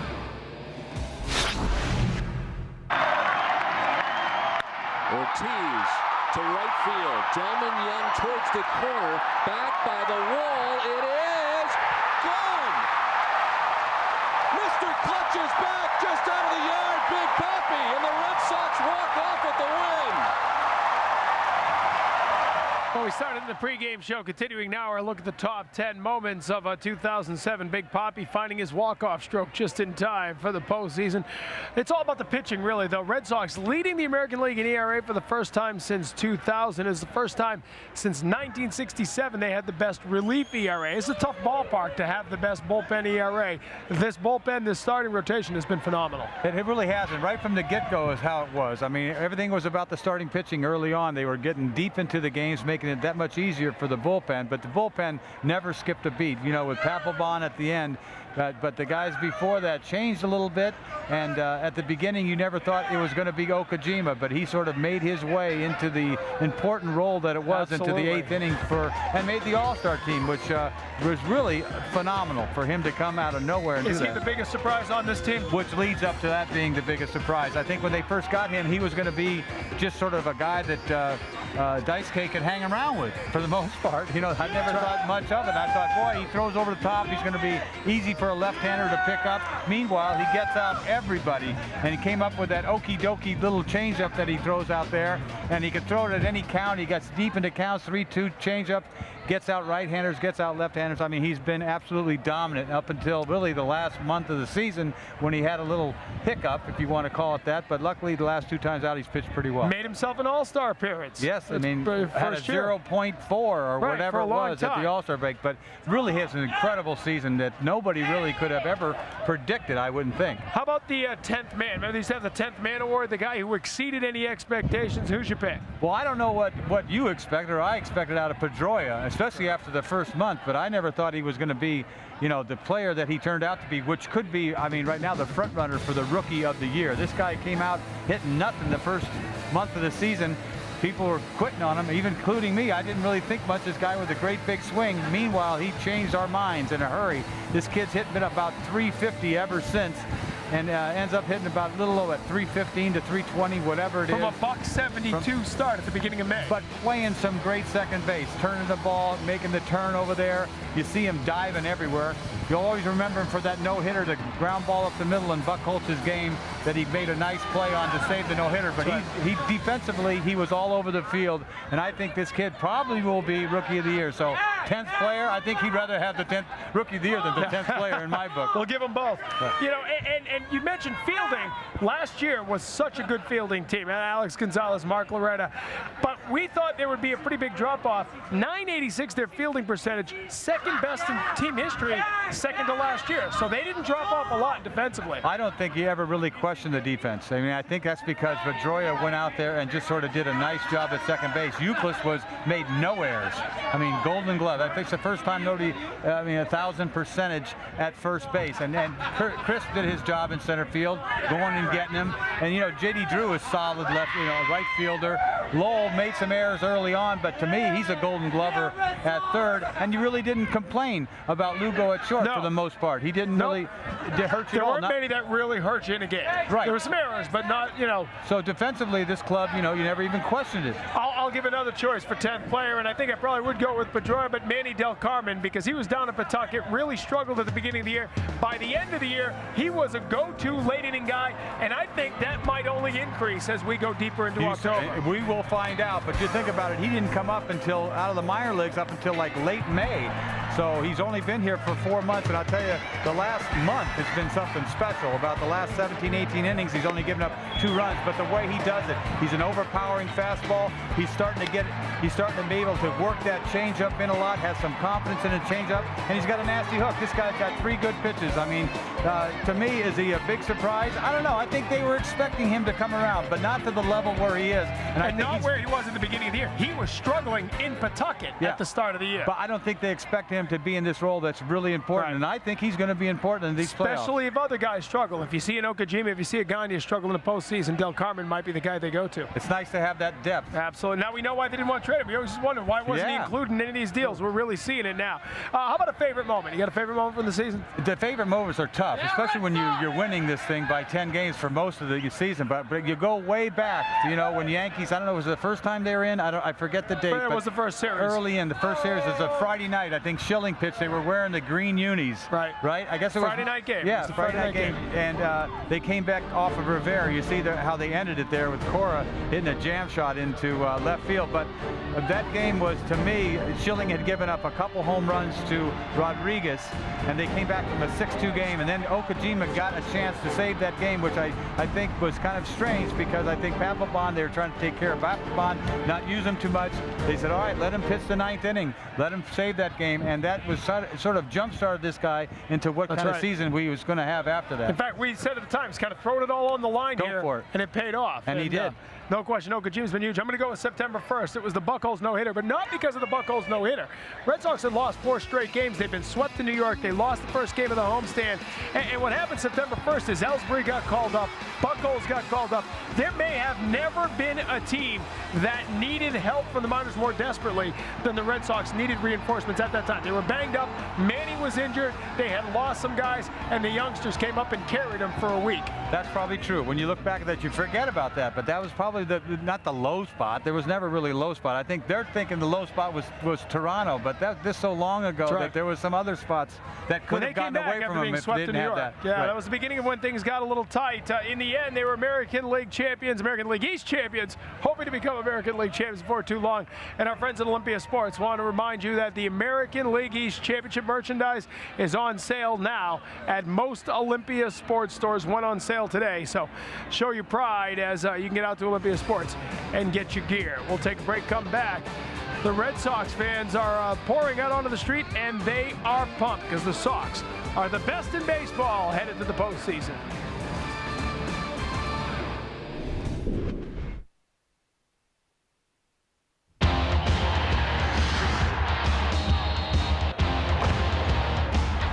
Take the field with Nesson University College Football Saturday as Dartmouth meets Yale, presented by Hess, live at 12:30, only on Nesson. Ah, another day in Masonville, where the friendly office supply folks from WB Mason give you your own local service team. Yes, your own driver, sales rep, and service person who know you and your business. Well, over in Office Superstore land, You shipped that order? Ask him. No, him. What order? You get excuses. Now, any questions? Who are those wonderful people? Who but WB Mason?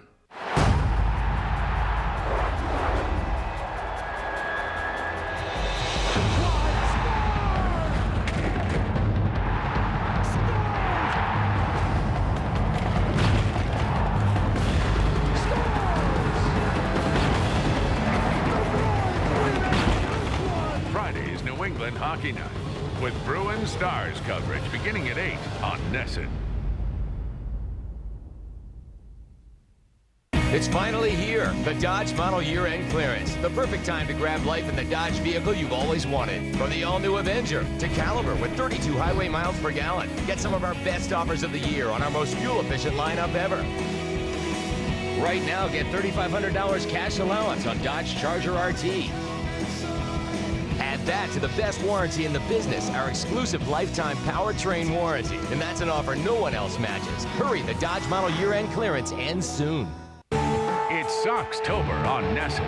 Catch Sox in 2 replays of the season's best games and get expanded postseason coverage on Nesson.com. Tune in, log on, play on. This Soxtober only on Net. In case you missed it, is brought to you by Hess and Hess Express. I think it's kind of like giving him a little bit of a rest before the playoffs, and he showed that he was sharp last night. So, yeah, you know, between Lackey, of course, and Escobar will probably pitch game 2 and Weaver game 3, they're beatable. You know, in my mind, they're beatable, especially starting off here at Fenway Park where they've had some problems. But Escobar is good. I mean, he's had kind of a Cy Young year. He probably won't win it, but he'll get some votes for it. He's feeling great. I mean, he was bouncing around those knees today, which I guess is a good sign. We had thought that he was not going to end up with a cortisone shot in the knee. He did get one in the shoulder earlier this season, but apparently it was bad enough. He was telling us today that it was pretty bad the last couple of weeks, which is amazing regarding, you know, how well he's hit. Yeah. All right, that's what you missed in the pregame show. Don't miss our pre- and post-game coverage in October, Soxtober as we like to call it here on NESN. 1 hour before every playoff game and immediately following every playoff game. No, we're not carrying the games. It is the postseason, but we've got all the pre- and post-game coverage that you've come accustomed to. Join us. We'll have Jerry Remy with us in studio before and after every game as well, so you don't want to miss that. All right, back to our sort of season wrap-up here. Red Sox beaten today 3-2. Ex-cold, so we want to keep it moving. He's got that California blood in him still. MVP of this team, I think it's unanimous here. Mike Lowell, right? I mean, how else? Oh, yeah, definitely. Who else? I don't want to diss Ortiz. Look at Ortiz's He's had numbers. a great year. I mean, and his average went through the roof, and he got the power numbers there at the end. But once again, we expect that from Ortiz. But we expected, a good year from Lowell last year. He got you 20 home runs and drove in 80 runs. Little did we know what was to come this year. And what it really comes down to is that he had a good year last year for a half a year, and he fell off. This year he had a good year, not only the first half, but even a better second half this year. Hit 350 in the second half, which is saying, look at the stats here. And you look at this year, 350 in the second half was 57 ribbies. That tells it all. But look what he did the last 6-7 years, Nothing, not nothing, but 30 RBIs. It's just a huge traditionally, difference. Not just last year, but over the course of his career, tailed off in the second half. I mean, talk about a salary drive. My goodness, I mean, it's inevitable. I mean, somebody's going to give this guy some hump here. I mean, 4-year Johnson or whatever. I'll tell you what, he may have made himself $20 million this season. I'm telling you. I mean, for what he would have gotten. And, we all knew he could play some third base. But once again, this goes on to where, can you do it for us all season? And I'll tell you what, this guy did it all season. He said, who cares if I hit 30 home runs? He hit 21, and what he did is he hit the ball the other way. That's what I saw all year long. When there was an RBI situation, he said, he is a pull hitter. He'll admit, I'm a pull hitter. Well, how do you go from a pull hitter to hitting the ball the other way? Well, he figured it out in his, 10th season. He figured it out. Now I'm going to flip the ball to right field. Easier said than done, but that's what he did. I mean, I tell you what, this guy's an RBI machine, especially having to hit in the fourth slot and have to come up big about the last 6 weeks of the season. This guy's had a great year. How about 4 weeks without Manny? He had to be the cleanup hitter. And we said, oh boy, what are they going to do without a cleanup hitter? To the point, and we've had this discussion. Here we go again. Where I would, and I'm not the manager of the Red Sox. Terry Francona's a smarter man than I would go Manny 3, 4, 5. ahead of Ortiz, ahead of Lowell, so you can go right, left, right, and Drew at the end. And you said it. I said it. 3, 4, I would 5. go Manny, Ortiz, Lowell, Drew. You never know. 3, 4, 5, 6. Right, left, right, left. Yeah, absolutely right. I don't think they'll do it because traditionally they like Manny behind Ortiz. Right. But it's worth considering. Yes. Because it's working. I mean, I don't disagree. All right. Let's move forward. Okay. Keys to the playoff success. What are the keys? What are you watching most next week? Well, pitching, right? Pitching, but starting pitching. It starts with the starting pitching, and I think, we're not facing Cleveland, so it would be maybe a better match starting pitching-wise. But look at us. I mean, Schilling's come around since he got hurt, pitched well. Matsuzaka, his last start. If he pitches like he did his last start, that's the guy we want to show up in the playoffs. But this starting rotation is as good as anybody's. There's no doubt about it. And especially lining up against the Angels, you've got to pick this starting staff. It comes with game 1 with Beckett. He's got to give us the best he's got. Because, I think he's gotten away with some bad outings. That things went pretty smooth for him all year because we got a lot of run support, and he really hasn't had to come up big. But it's time for him to pitch the kind of game like he did maybe against the Yankees when, he's pitched a lot of good games after a loss, but never, like Bob Ryan was saying today, a 2-1 game, a real close game. He hasn't had to. He's been losing in a couple of those, but he's got to come up big. I think this is all about setting the tone, and setting the tone is your ace going out there and shutting them down. And he was a World Series MVP in 2003, so he's been there and he's done that. Kurt Schilling, a co-World Series MVP in 2001. They call him Big Game Kurt. He needs to be that guy again. Yes, he does, and he's pitching not only, sure he's pitching for the Red Sox, but he's pitching to pitch longer in his career. He's going to show everybody, and he can, that he's going to be a new pitcher, and he's going to show that he's still got the same guy. You give the ball to him in a big game, and he can get it done. And I'll tell you what, this may further his career about 2-3 more years. You never know if he can showcase himself. Whether the Red Sox want him after this year, somebody else will. And Daisuke Matsuzaka, again, we've talked about it all week. They called him the monster in Japan because nobody liked to rise to the big stage, rise to the challenge better than Daisuke Matsuzaka. He did it from the age of 17 with a 250-pitch complete game in front of a national television audience. He did it at the World Baseball Classic. Now he'll try to do it in October in Major League Baseball. Yes, and I think that the Angels really haven't got a real good look at him for the most part. The American League really hasn't seen all that much of him, but I think, with the adrenaline, this guy's been through every game he's had to pitch early on was a big game for him. And like you said, in Japan, he's had several of those big games. So, I mean, this is time for him to shine, too. Tim Wakefield does not make a start in a 5-game series with all the days of rest. No. So, they will need him in the ALCS. You'll need to go to 4 pitchers if they win. I don't know what his role will be here. If anything, he comes in pitches, nothing's going to be happening. Just try to eat up some innings. These are the tough decisions. Yeah, these are what happens when you make October. Tim Wakefield, 17 wins. Second most wins on this team, but right now I think you have to go with the 3 ahead of him. Tomorrow, it's the first day of Soxtober, and Nessing gets you ready for the postseason with a triple header of Sox in 2, the best of 2007, beginning at 1. Relive 3 of the season's best games, the Mother's Day Miracle, Kurt Schilling's 1-hitter, and Clay Buchholz's no-hitter. Then at 8 o'clock, Red Sox Nation cheers on the Red Sox from City Hall with Rally Monday. It's the second season. It's Soxtober on Nesson.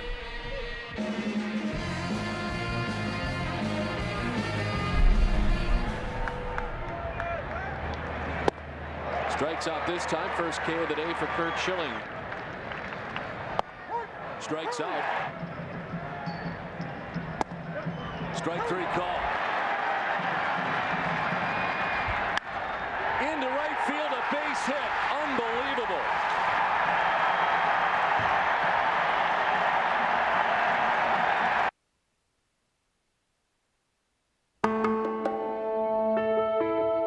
Now you see me? Now you don't. Now you see me. Now you don't.